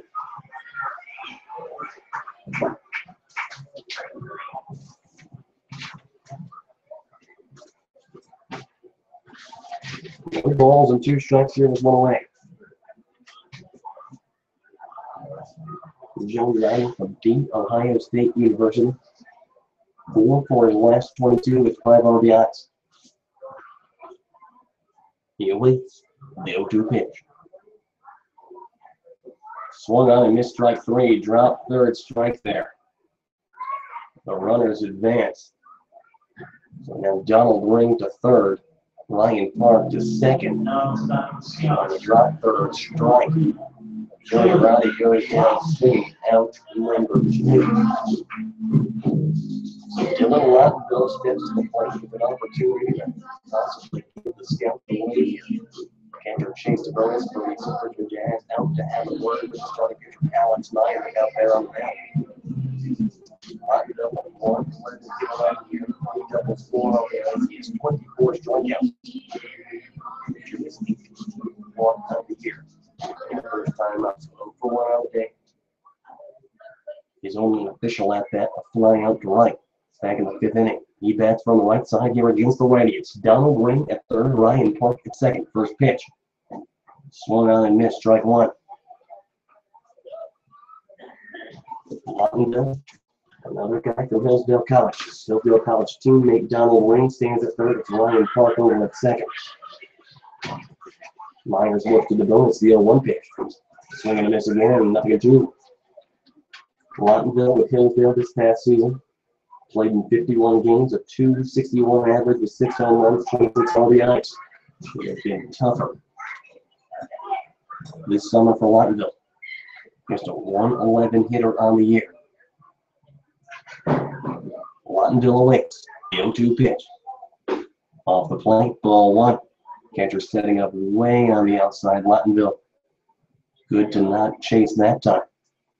1-2 goes the count.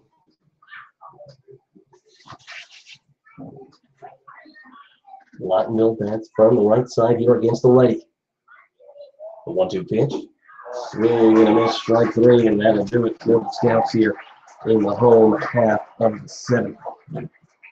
No runs on 1 hit and 2 men left to board for Xenia. Or actually, looks like they'll say he balked. He balked. Oh, phenomenal. Yeah, they'll give him the balk there. So Ring comes home. I'm sorry, folks. I did not think that would happen. They said balk before the pitch, so Donald Ring comes home. We're all tied up at 1. Wow. Tremendous. The 1-2 pitch. And Lottenville grounds that one foul back into the plate. So I'm sorry, folks. That's terrible on my part, but The pitch was recorded. He swings and misses. I just go down and look to write the K in my book, but I guess as I'm looking down, they signal the block. So ring comes home. We're all tied up at 1. Now Lion Park moves to third. The count still 1 ball and 2 strikes here against Lattenville. The go-ahead run over at third base. Time is called there.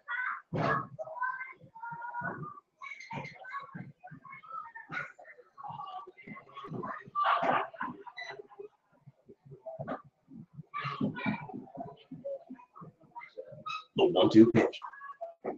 And that time swung on and missed strike 3, but the Scouts do add 1 run in the home half of the 7th. 1 run on 1 hit and 1 man left aboard for Xenia. We have played 7 innings of baseball. The Scouts and the Richmond Jazz all tied up at 1. Don't go anywhere, folks. We'll be right back. You are listening to Xenia Scouts Baseball on the Xenia Scouts Radio Network.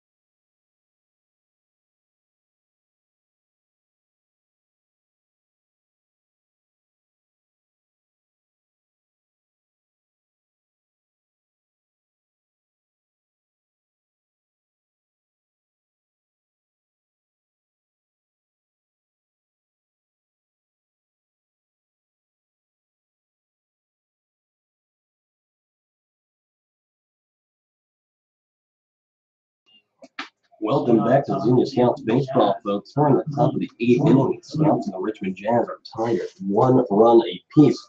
In a weird game so far, the Jazz got their only run of the game on a passed ball. In the top of the 7th, the Scouts got their only run in the bottom of the 7th off of a balk. So first pitch now to Jordan Gillerman. Curveball comes way inside, almost hits Gillerman. They say it did not hit him. 1 ball and no strikes. Gillerman 0 for 3 on the day, the shortstop from St. John's. He has 2 strikeouts and a fly out to first base. And he bats from the right side here against the lefty John Kopicki. The 1-0 pitch fouled out of play. First base side, 1 ball and 1 strike goes the count. It'll be Jordan Gillerman, Daniel Sevick, and Andrew Check due up for the Richmond Jazz here in the top of the 8th. Kopicki looks to the catcher, Ryan Park. He delivers the 1-1 pitch, and that one is hit in the air, right field. That'll drop a base hit. So the 8th hit of the ball game here for the Richmond Jazz, and they have the lead off their board here in the top of the 8th. Yeah, and that can spell trouble with the heart of the order coming up for Richmond. And it is amazing, quite frankly, how John Kopicki has worked and been able to get himself out of trouble all throughout this game, allowing 8 hits. There's been multiple guys on at multiple points in this ball game, but no problem. First pitch curveball here, but Daniel Sepic upstairs, 1 ball and no strikes. Sepic is 0 for 3 on the day, and that's impressive. Daniel Sepic is a .299 hitter, 14 doubles, a triple, 3 home runs, 31 RBIs. 1 ball and no strikes to count to him. Pitch, foul, straight back in the count, straight back into the screen. 1-1 goes the count. Gillerman at first with nobody out here in the top of the eighth. All tied up at 1. Sevick, the designated hitter tonight. A ground out and a couple of flyouts are his day. 1-1 pitch.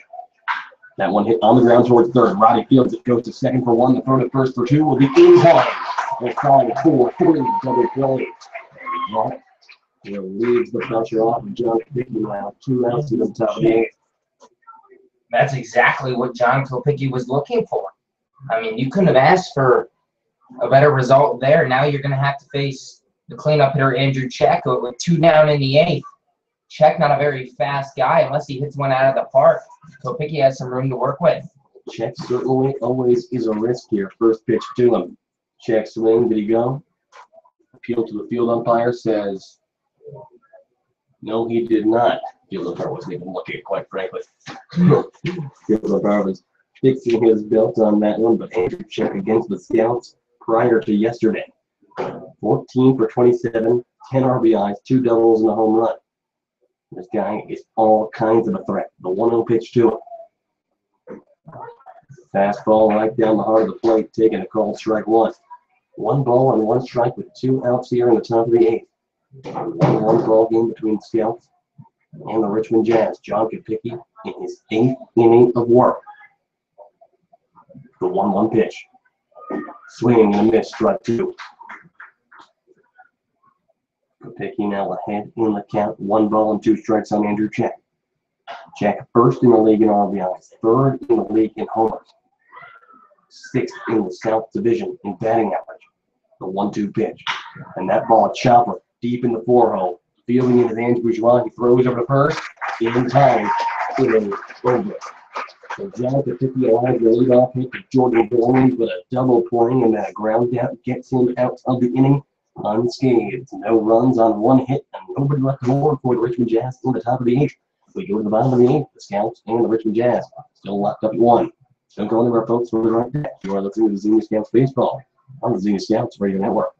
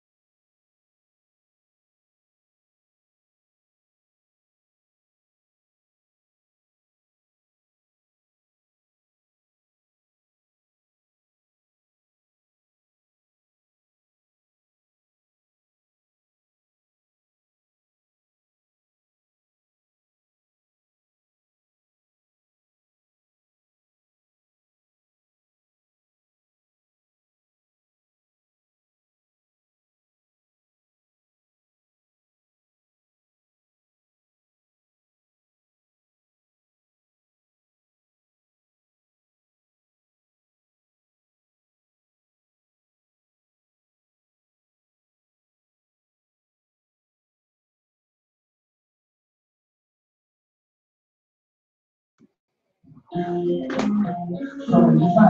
go into the bottom of the 8th inning, a 1-1 ball game between the Scouts and the Richmond Jazz. Francisco Andina to lead things off for Xenia. Andina steps in. It'll be Andina, Bourgeois, and Takis up. First pitch off the plate. 1 ball, no strikes. Andina is 0 for 2 on the day. Grounded into a double play his first time up. Flew out to right his second time up. The 1-0 pitch. And Andina hits that one in the air, but it is snagged by a jumping third baseman, Jordan Stacy, who robs him of a single, possibly even a double. But will they say that he landed in foul territory or fair territory? I'm going to say landed in fair territory.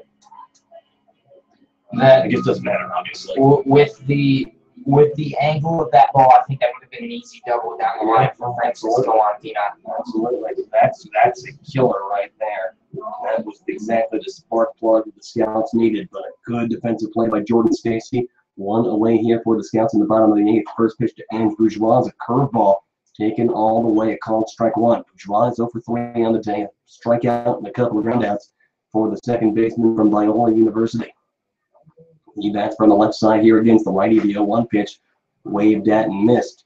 Or maybe they'll say they got a little bit of it, bounce it right back into the catcher's glove. But either way, we draw behind the count here, 0-2. It's time for the Scouts to get some offense going. Help John Kopicki out. He's pitched 8 innings, only 1 run given up. The 0-2 pitch.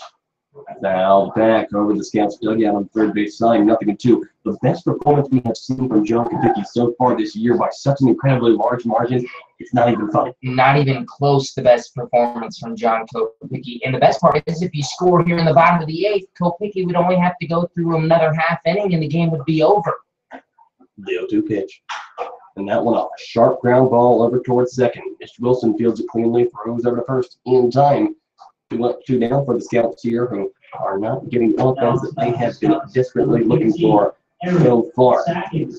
So now Aaron Takis to the plate. Takis has one of the Scouts' 3 hits so far this evening. It's single back in the 6th inning.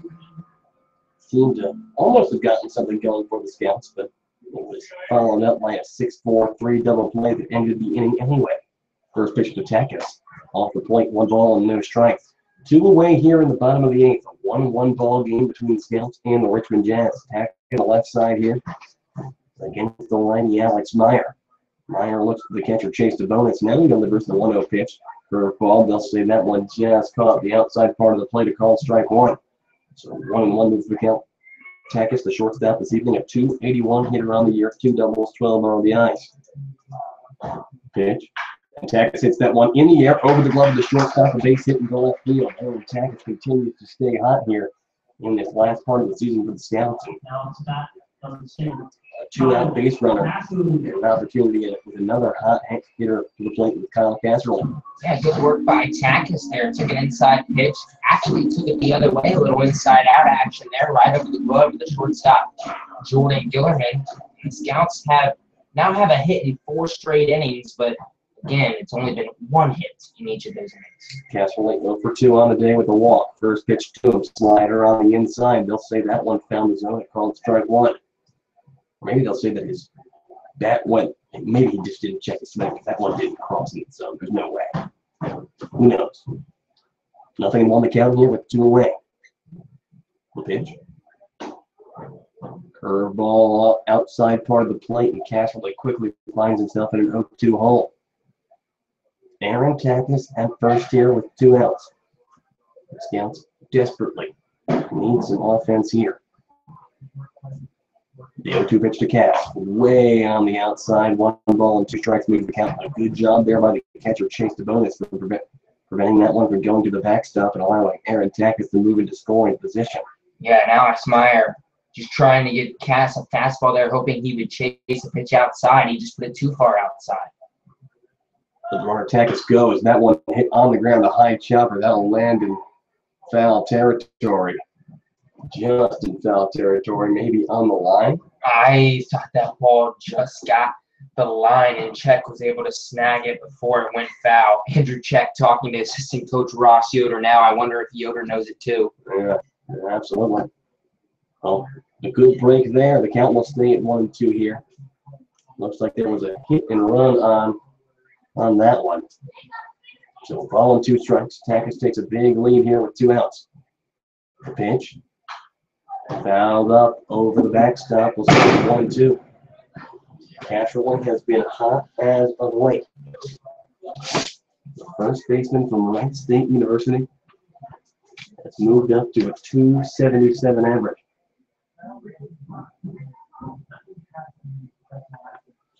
.271 average. The 1-2 pitch.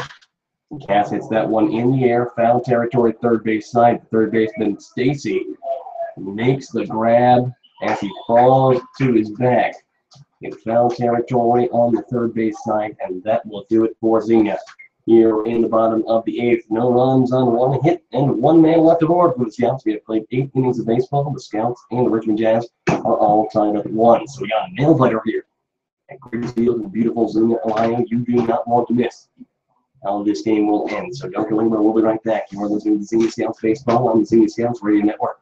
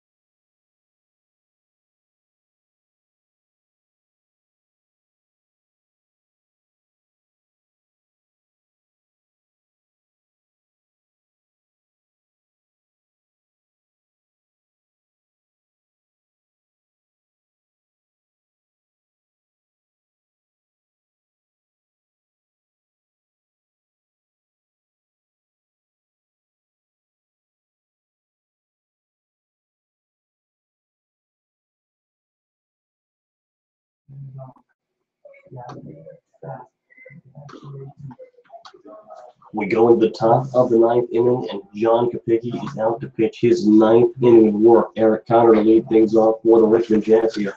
We all locked up in one between the Xenia Scouts and the Richmond Jazz. First pitch to Eric Connor, fastball on the inside, 1-0 strikes here. Connor is 2 for 3 on the day, a couple of singles. And he hits one up the middle, and that will be his third single of the day. Eric Connor, a line drive up the middle, one on and nobody out here. It'll be interesting to see if they will keep John Kopicki in this ball game. Michael Pineda O'Donnell in the bullpen, warming up for the Xenia Scouts. Jordan Stacy coming to the plate for Richmond. Stacy, a .343 hitter on the year. He's 1 for 3 on the day. Was 4 for 4 with a walk in last night's contest. He bats from the right side here against the righty John Kopicki. He shows bunt but pulls back. That one taken low, 1 no strikes. And Roddy is going to have to play in front of the bag at third, because I wouldn't be surprised one bit to see Stacy lay, show bunt every single pitch of this at bat, try to get the go-ahead run on second here in the ninth. The 1-0 pitch coming now. Swung on and missed. Strike one. 1-1 strike to count to Stacy. Stacy from Bethune-Cookman University, a Division I program in the great state of Florida. They actually did make the NCAA tournament this past season. One of those small conference tournament champion deals. They got eliminated rather quickly. The 1-1 pitch. Curveball upstairs. 2 balls and 1 strike. Stacy, the native of Jacksonville, Florida. It's Eric Connor at first here. Nobody out in the top of the ninth, a 1-1 game. 2-1 pitch from Kopicki. Upstairs, 3-1. And it's a very dangerous start here for John Kopicki. Yeah, you got to put one over the plate here in order to avoid the first and second with nobody down. But at the same time, Jordan Stacy's been hot, and if he gets a pitch to hit, look out. 3 balls and 1 strike to count. The pitch for Kopicki, and that was hit on the ground towards set third. Roddy goes to second for 1. The throw to first for 2 will be in time. Joey Roddy makes a tremendous play. A ball that one hops right in front of his glove. He scoops it, goes to second for 1 in time. The throw to first for 2 also in time. The second 5-4-3 double play in as many innings. And John Kopicki is 1 out away from going the full 9 innings in this contest. So Chase DeBonis now steps to the plate. First pitch to DeBonis. That one on the outside. 1 ball and no strike to count. Yeah, and Kopicki has just gotten the ground balls he's needed at the right times. His defense has helped him out today. The 1-0 pitch. Swung on and missed. Strike 1. 1 ball and 1 strike with 2 away here in the top of the ninth. John Kopicki. This will be pitch number 109. Pitch. Ground ball, third base side. Body backhands it. Throw over to first. Will bring Casserly off the bag, but Casserly will catch it. Did he lay down the tag on the line is the question. The field umpire says he is safe at first. No objection there from the home plate umpire. Gabe, did you see that or did you miss it? No, I think Cass just missed him. So it was a nice little sidestep by DeBonis. Didn't go out of the baseline. And you mentioned the pitch count. I wouldn't be surprised if Bubba Cates, oh no, he's gonna actually argue the call instead of, he's not mound visiting Kopicki. I thought he was gonna come out and talk to John Kopicki, but he's gonna argue the call.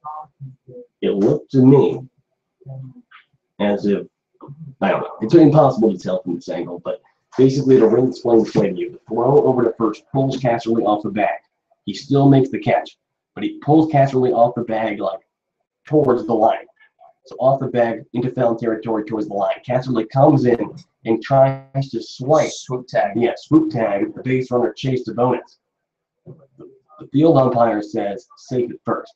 Bubba Cates is trying to argue, which would imply that the tag never touched him. Because if it did touch him, it would have been in time. So the field umpire is saying the tag never touched him. Bubba Cates out arguing that, well, yes, it did. And Casserly never really said anything, but throughout this year, Cass hasn't been one to argue with the field umpire. Yeah, he's not a vocal guy in that sense. But John Kopicki is now talking to the home plate umpire now. Well, looks like the nothing's going to change here. Bubba Cates just trying to get his word in, I suppose.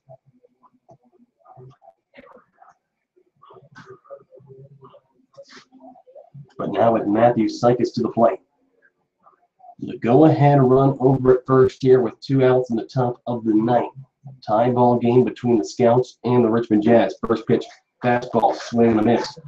Matthew Sykes, the guy at the plate, the left fielder tonight, he is 2 for 3. A single in the third, a double in the 7th inning. Nothing in 1 to count here from Kopicki. Righty-righty matchup. A pitch, foul tip, straight back into the plate. Nothing in 2 goes to count. You mentioned it, but that was pitch number 110 for Kopicki. If this game goes into extras, if Kopicki gets an out and the Scouts can't get a run, I don't think Kopicki will be back out there for the 10th. That would be irresponsible to throw him any more than this. The 0-2 pitch, low, ball 1. 1-2 goes to count. Kopicki has only struck out 2. Or check that, he has struck out 3 in this contest over 9 innings. He has allowed 9 hits, walking just 1. The 1-2 pitch, in there for a called strike 3. Matthew Sykes goes down looking. John Kopicki has gone the distance. 9 full innings pitched for the big righty. Headed to Otterbein College, and we go into the bottom of the ninth. The Scouts with a chance to win it. We are all tied up at 1 here as we head into the home half. Don't go anywhere. We'll be right back. You are listening to Xenia Scouts Baseball on the Xenia Scouts Radio Network.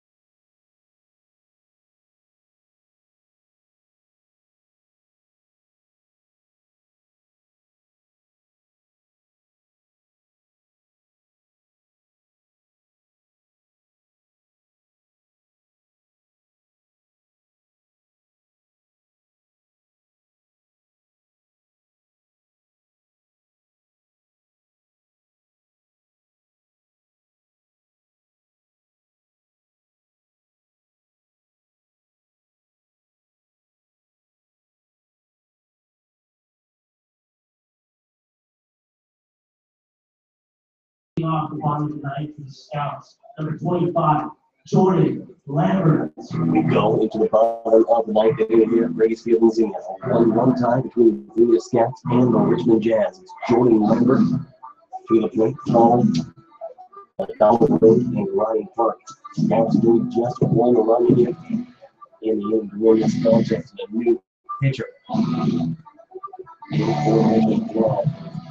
Ryan Nelson. Ben Nelson. Excuse me. Ben Nelson on to pitch a 6.63 ERA and 19 innings pitched. 13 strikeouts for Nelson, 5 walks. First pitch to Jordan Lambert, that one on the outside. Gabe, if you look at this guy right here, help me describe, is he submarine? Yes, he's like a submarine style thrower. Curveball on the outside, 2 balls and no strikes here to Jordan Lambert. Lambert is hitless on the day, a couple of fly outs to center and a ground out to first. He has 3 trips to the plate. The 2-0 pitch. That one finds the zone, taken all the way by Lambert, 2-1. Lambert, a .303 hitter on the year, best batting average on the Scouts. 5 doubles, 1 home run, and 17 RBIs. He awaits the 2-1 pitch. Swing and a miss, curveball way on the inside, and that had Lambert fooled. Way on the inside. Lambert likes to jump on those inside fastballs. He was way ahead of it, and that would have been ball 3 by about a foot. The 2-2 pitch. Way on the outside that time, 3-2. And just to finish on Nelson's numbers, this is his 12th appearance. He's 2-4 for the Jazz. He does have 3 saves, a 1.53 whip, and opponent's bat 320 against Nelson. The 3-2 pitch. Foul tip straight back into the glove. Jordan Lambert's not happy about it. I call that a strikeout. Out number 1 in the bottom of the 9th here for the Richmond Jazz. And it's going to bring Tom Ring to the plate. And Lambert knows he should have hit Ben Nelson. The velocity not quite there for Nelson. Way lower, I should say, than Alex Myers. First pitch to Donald Ring, curveball. That one finds the outside part of the plate, called strike 1. Donald Ring, his last time to the plate, a double. Back in the 7th inning, ended up coming around to score the only run of the game. Curveball again, that one missing on the outside. 1 ball, 1 strike to count. Nelson, the lefty. Lefty-righty matchup, switching it up here are the Richmond Jazz. 1-1 pitch, curveball outside. Part of the plate, a called strike. Yeah, just on the outside corner, apparently. I did not see that, but Ring now behind in the count, 1-2 here with 1 away in the home half of the 9th. We are all tied up at 1. The 1-2 pitch, and that one missing on the outside, 2-2. And Nelson will switch his form of pitching. He was going submarine. Then on 1-2, he goes in just a more conventional Over the top style. First time we've seen that. 2-2 pitch, missing way on the outside. Gets past the glove of the catcher, Chase DeBonis. The count goes full. 3 balls and 2 strikes here. And I believe Ben Nelson has pitched against his counts before. Unfortunately, I don't have the numbers in front of me. But I've never seen him go back to the top. He's always been sidearm / submarine. The 3-2 pitch. Ring fouls it straight back into the screen. We're going to do 3-2 all over again. Ryan Clark awaits on deck. The Scouts just need 1. 1 run here in the bottom of the 9th to end this ball game. And Ring hits that one in the air. Hard line drive towards short, but Jordan Gillerman does a little bunny hop and takes it in the air. Mark that down as an F6. 2 up, 2 down here in the home half of the 9th. And that's just been the way the Scouts' day is going. At the plate, a bunch of hard-hit balls right at people. So it comes down to Ryan Park here in the bottom of the 9th. Park batting from the right side here against the lefty. First pitch to him off the plate. 1 ball and no strikes. Ryan Park, a .273 hitter on the year. He drew his 25th walk. His last time to the plate, 0 for 1 on the day. Has reached base twice, a walk and a hit by pitch. He's been stranded in scoring position twice today as well. 2 balls and no strikes now to count to Ryan Park, the pitch. And Park hits that one in the air, just foul on the first base side. 2-1 moves the count. Park, the catcher from Port Loma, Nazarene. Division II program out in the state of California. Switch hitter batting from the right side here against the lefty. The 2-1 pitch. And Nelson goes over the top that time, missing low and inside. The count goes 3-1. For 8 balls and a strike with 2 away, pitch. And Park lines that one to center field. That'll drop in front of the center fielder, Eric Counter. A base hit for Ryan Park. So the Scouts get themselves a 2-out base runner, and it'll be up to Joey Roddy to keep this thing going. Good piece of hitting by Park there. Kicking outside. Gets right back up the middle. Scouts have the winning run aboard. So Joey Roddy at the plate. Roddy is 1 for 3 on the day. Single back in the 5th inning ended the no-hitter for the Jazz starter, Alex Myers. First pitch to Roddy. He hits that one in the air, foul territory, right field side. Chasing is the first baseman, Andrew Chick, but he'll watch that fly into the Richmond Jazz bullpen. 0-1 the count here against Joey Roddy. It's Ryan Park at first with 2 down in the bottom of the 9th. Joey Roddy, a .57 hitter on the year, 1 double, his only extra base hit. He has 10 RBIs on the season. With 2 outs here, if Roddy could get his 2nd double of the year, that might be enough to win this ball game. The pitch to Roddy, he fouls it straight back into the netting. Joey quickly behind this count, 0-2. Roddy, his last time to the plate, went down swinging. He bats from the right side here against the southpaw Nelson. The 0-2 pitch. Joey fouls it out of play. First base side will stay 0-2.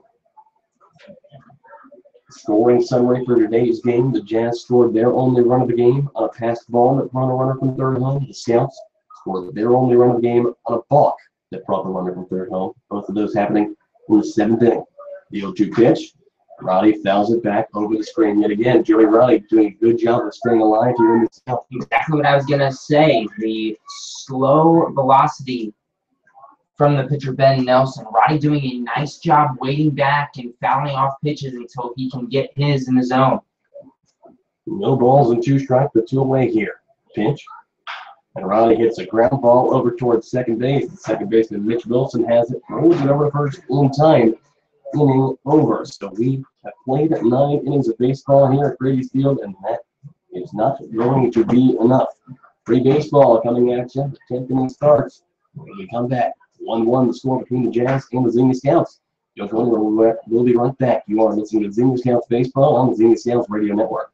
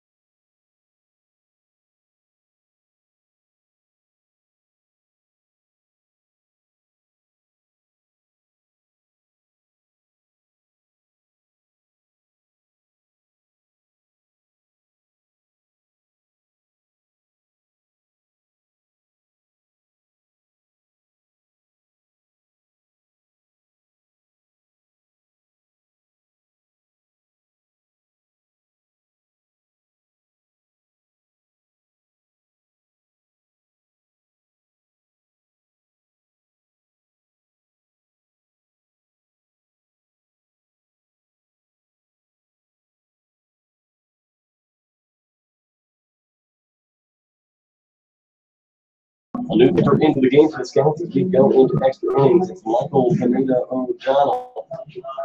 Gabe, what do we have on Michael Pineda O'Donnell? A 6.6 ERA and 11 appearances for the Scouts. 30 innings pitched, 36 hits given up, so a little over a hit an inning. First pitch here, Jack Holden, fastball outside part of the plate, a called strike one. Jack Holden, the right fielder. He's 0 for 3 on the day. A 306 hitter on the year. He bats from the left side here against the lefty Michael Pineda O'Donnell. The 0-1 pitch.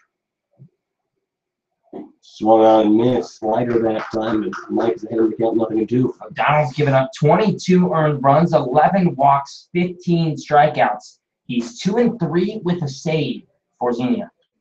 No balls and 2 strikes to count here with nobody out. Pitch. In there for a called strike 3. Curveball on the outside part of the plate sends Jack Holden down looking.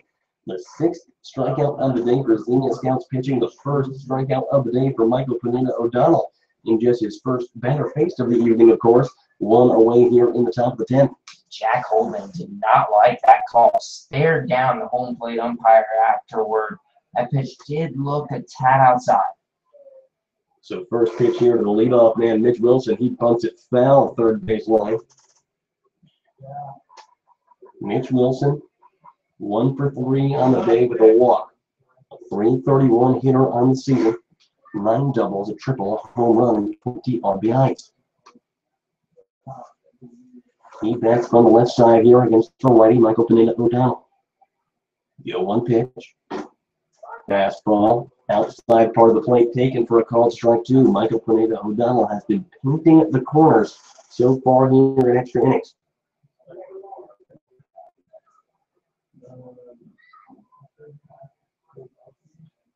The 0-2 pitch. And that ball hit on the ground towards shortstop. Aaron Takis fields it, throws over to first in time. 2 away.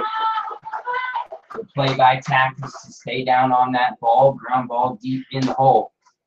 2 down here in the 10th. So now with 2 away, it's going to come to the heart of this Richmond Jazz order with Jordan Gillerman, followed by Daniel Sepik and Andrew Check. O'Donnell has retired the first 2 batters pretty easily here. Jordan Gillerman, the man at the plate, he has had a 1 for 4 days so far. A couple of strikeouts for Gillerman, first pitch to him. Curveball taken all the way, called strike 1. Jordan Gillerman, the shortstop from St. John's, the native of Anaheim Hills, California. A 271 hitter on the year with 29 RBIs.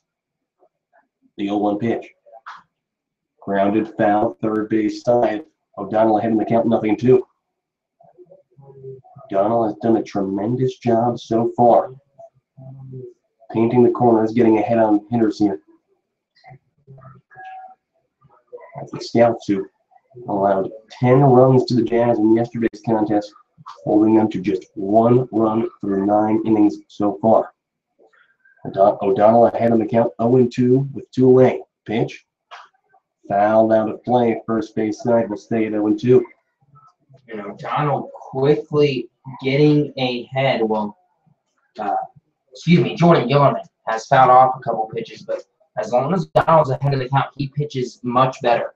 Gillerman, an all-star. He bats from the right side against the righty. The 0-2 pitch. Just missing low and away. The count moves 1 ball and 2 strikes. Gillerman did not play much with the St. John's Red Storm this past spring. 118 average. Just 2 hits and 17 at-bats with St. John's. The 1-2 from O'Donnell. Fouled straight back into the screen. Will stay at 1-2. Gillerman. A home run threat, no questions asked. He has 4 home runs on the season, 2 of them coming against the Xenia Scouts.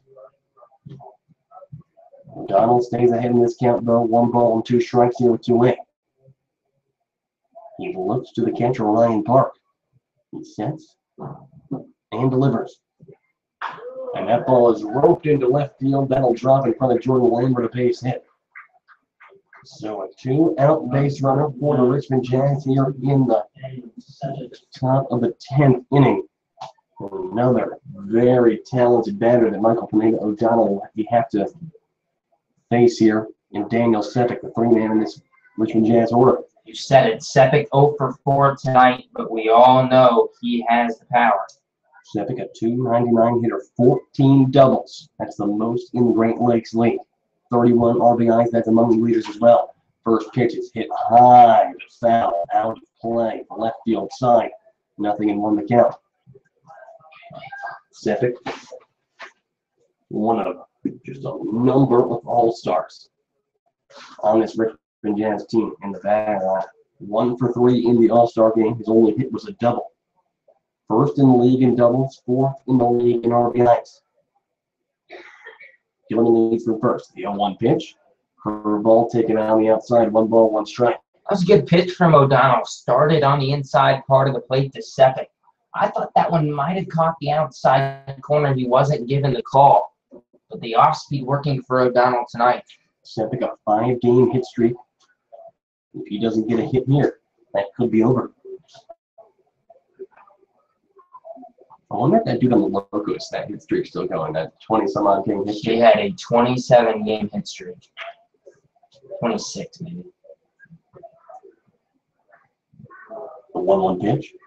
And that one is hit up middle of base hit. So Daniel Sepik's hit streak is extended to 6. And now this is when things start getting a little bit more contentious if you're in the Scouts fan. A runner at first, a runner at second. And a man who could absolutely hit the ball coming to the plate. Andrew Check.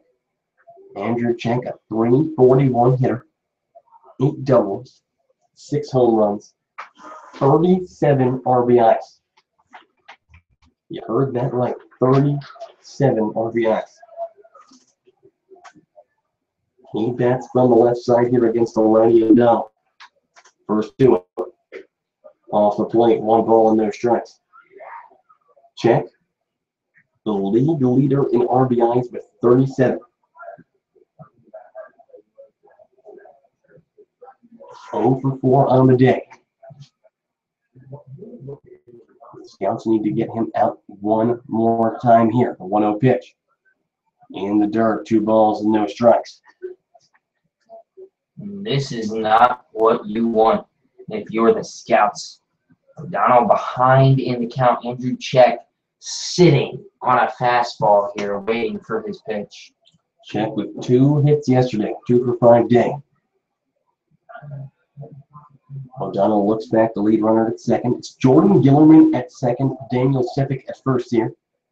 With 2 away in the top of the 10th inning. The Scouts and the Richmond Jazz are all tied up at 1.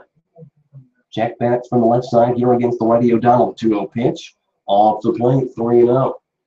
And it doesn't get any easier if you put Check on base with the walk. Eric Connor on deck is having a 3 for 4 days so far. He's a .309 hitter on the year. O'Donnell's going to need to find some way, any way, to get this guy out. Ange Bourgeois playing about 4 or 5 steps onto the outfield grass over at second base. The 3-0 pitch. Low and in, ball 4, a 4-pitch walk, and the bases are loaded now with 2 away. Michael O'Donnell is going to have to get Eric Connor some way or risk giving the lead away here in the top of the 10th. O'Donnell came in and struck out Jack Holden looking. Got Mitch Wilson to ground out to short, but it was a couple of singles back-to-back from Jordan Gillerman and Daniel Sepik. Followed up by a walk to Andrew Check, and now the bases are juiced here with 2 away. Pitching coach Corey Coombs is going to come out to the mound and have a word with Mike O'Donnell. O'Donnell is a guy that, quite frankly, well, he's done the job these past couple of days. He struggled early on in a starting pitching role, but since coming out of the bullpen, he has been a key factor for some of the Xenia Scout success later in the season. Let's give you a recap, though. A big day on the mound for John Kopicki through the first 9. He goes 9 innings, allows 1 run. In a masterful performance, holding a team in the Richmond Jazz that has scored 10 runs 10 times. 10 or more runs 10 times. This is a more accurate way to put that. The fact that Kopicki held them to 1 through 9 innings is marvelous. So now Eric Connor steps in. First pitch to him. Fastball outside part of the plate, called strike 1. Eric Connor, like I previously mentioned, 3 for 4 on the day. All of them singles. .309 hitter with 17 RBIs on the year. It's Jordan Gillerman at third. Daniel Sepik at second. Andrew Check at first here with 2 outs in the top of the 10th. Michael O'Donnell trying to keep the 1-1 game intact. And that pitch is hit in the air, and that will drop in right center field. A base hit. 1 run comes home. Sepik rounding second and heading home, or rounding third and heading home, and that will break the 1-1 tie. A 2 RBI single off the bat of Eric Connor. The Jazz now lead 3-1 here in the top of the 10th. And it is remarkable how good Eric Connor is from the plate against the Xenia Scouts. Connor yesterday went 4 for 5 with an RBI. Today, he's 4 for 5 with a couple of RBIs. He's now hitting over 500 against the Scouts this year. Well, O'Donnell still needs to get 1 more out here and give his team a fighting chance. He's trying to make a comeback in the home half. The batter is Jordan Stacy. Stacy, 1 for 4 so far today. First pitch to him. Taken off the plate, 1 ball and no strikes. Jordan Stacy, in yesterday's contest, Gabe previously mentioned it, a 4 for 4 day. Was actually on base all 5 times he came to the plate. Drew a walk, scored a couple of runs as well. He bats from the right side here against the righty. He grounds that pitch over towards third. Charging is Joey Roddy. He throws over to first in time to get Jordan Stacy in a over. But 2 runs come home for the Jazz in the top of the 10th. That's 2 runs on 3 hits.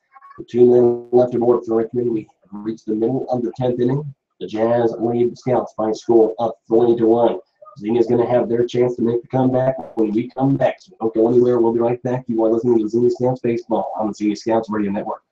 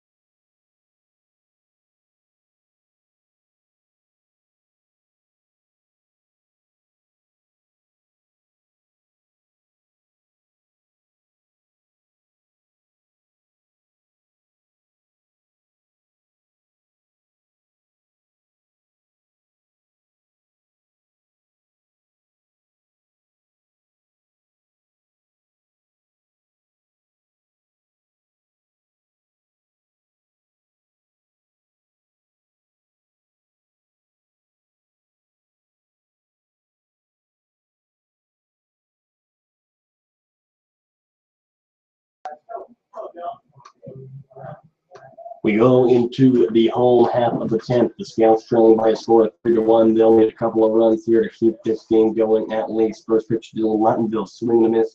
Nothing and 1 is the count. It is still Lottonville, Francisco, Antina, and Ange Bourgeois due up for the Scouts here in the bottom of the 10th. 0-1 pitch to Lottonville. He watches all the way. A called strike on the inside part of the plate. Nothing and 2 goes the count. Lottonville 0 for 2 on the day. He did draw a walk back in the 3rd. The 0-2 pitch, swing and a miss, strike 3. Lottonville goes down. The Scouts are down to 2 outs remaining. So that is the second strikeout. And Nelson in the lead. Get that another run back in the ninth. Only 1 hit from Lion Park. So Francisco Andina steps in now. Andina is 0 for 3 on the day. First pitch to him. Curveball taken upstairs, ball 1. Andina, 173 hitter on the year. 5 doubles, a home run, and 7 RBIs. The last time to the plate, he hit a rocket down the third base line that was robbed by the Richmond Jazz third baseman Jordan Stacy. Here's the 1-0 pitch. Way on the inside, 2-0. If Andina can get on some way, somehow, and there will be some good hitters coming to the plate. Ange Bourgeois, Aaron Takis, Kyle Catherley at the top of the order. Waits here after the 9-man Andina. Andina watches that time. That ball on the outside part of the plate, a called strike 2 and 1 to count here. With 1 away in the bottom of the 10th. 3-1 Jazz is your score. Andina. He awaits the 2-1 pitch. Just catching the outside part of the plate, does a curveball there. 2-2 goes the count. For Francisco Andina, it has been a struggle of recent. 0 for his last 19. 2 balls and 2 strikes. Here's the pitch. Swing and a miss. Strike 3, and the Scouts are down to their final out of this ball game. Ben Nelson now 3 strikeouts, 6 batters. So the Scouts are down to their last chance. That last chance is represented here by Ange Bourgeois. Bourgeois is 0 for 4 on the day. The only thing standing between the Scouts going 0 for 5 on the week. Bourgeois getting on here. Bourgeois, strikeout and 40 groundouts on the day. He watches on the outside. 1 ball and no strikes to count. Bourgeois, a 240 hitter on the year. 3 doubles, a triple, and 7 RBIs. A 1-0 pitch to him. Fastball outside part of the plate. Take it, a called strike 1. County moves up a ball. Strike here. with 2 down.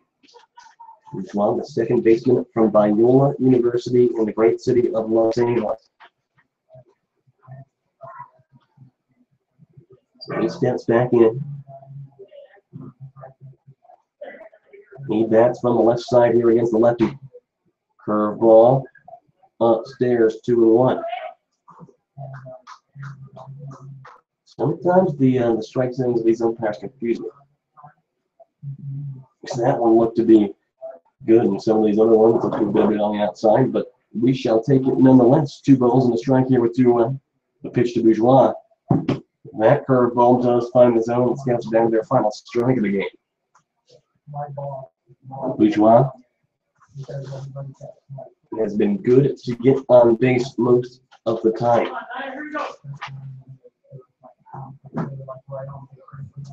Only struck out twice in the past 14 games. The pitch, and that one up and away. The count goes full here. 3 balls and 2 strikes with 2 away to Ange Bourgeois. Bourgeois 5 for 17 with 3 walks against the Richmond Jazz this season. 3-2 pitch. Swing and a miss, strike 3, and that's going to be all she wrote here tonight. Ben Nelson strikes out the side for the Scouts in the bottom of the 10th. And the Scouts, after a tremendous 9-inning performance from John Kopicki, they will drop this one by a score of 3-1 in 10 innings. Gabe, what are your final thoughts on this ball game? Just like we've seen all year, the bats for the Xenia Scouts cannot come out today. The Scouts last in the league in runs. They are last in the league in hits per game, and it showed this evening. 1 run on 5 hits. The Scouts only left 6 on base. The Jazz only 3 runs, but 12 hits. Richmond hits the ball. They are top 5 in the league in hits. They are 2nd in the league in runs. And when you hit the ball, you're eventually going to get some runs across the plate, and that's just what happened today. So the winning pitcher is going to be Ben Nelson. Yep. The losing pitcher will be Michael Pineda O'Donnell. Yep. The only positives of the day, I guess we can go down the line here. Aaron Takis, 2 for 4 day. He did a pretty good job. Donald Ring, he gets his 7th double of the year. Ryan Park on base 3 times today. Hit by pitch, a walk, and a single for Ryan Park. Joey Riley got a hit. That's always good. Of course, we got to talk about the performance that we saw from John Kopicki. John Kopicki, 9 innings pitched. He did allow a couple of hits. 9 hits, I believe. 9 hits, but that's perfectly normal. 9 hits when you allow 1 run was earned. Take it. He walked just 1.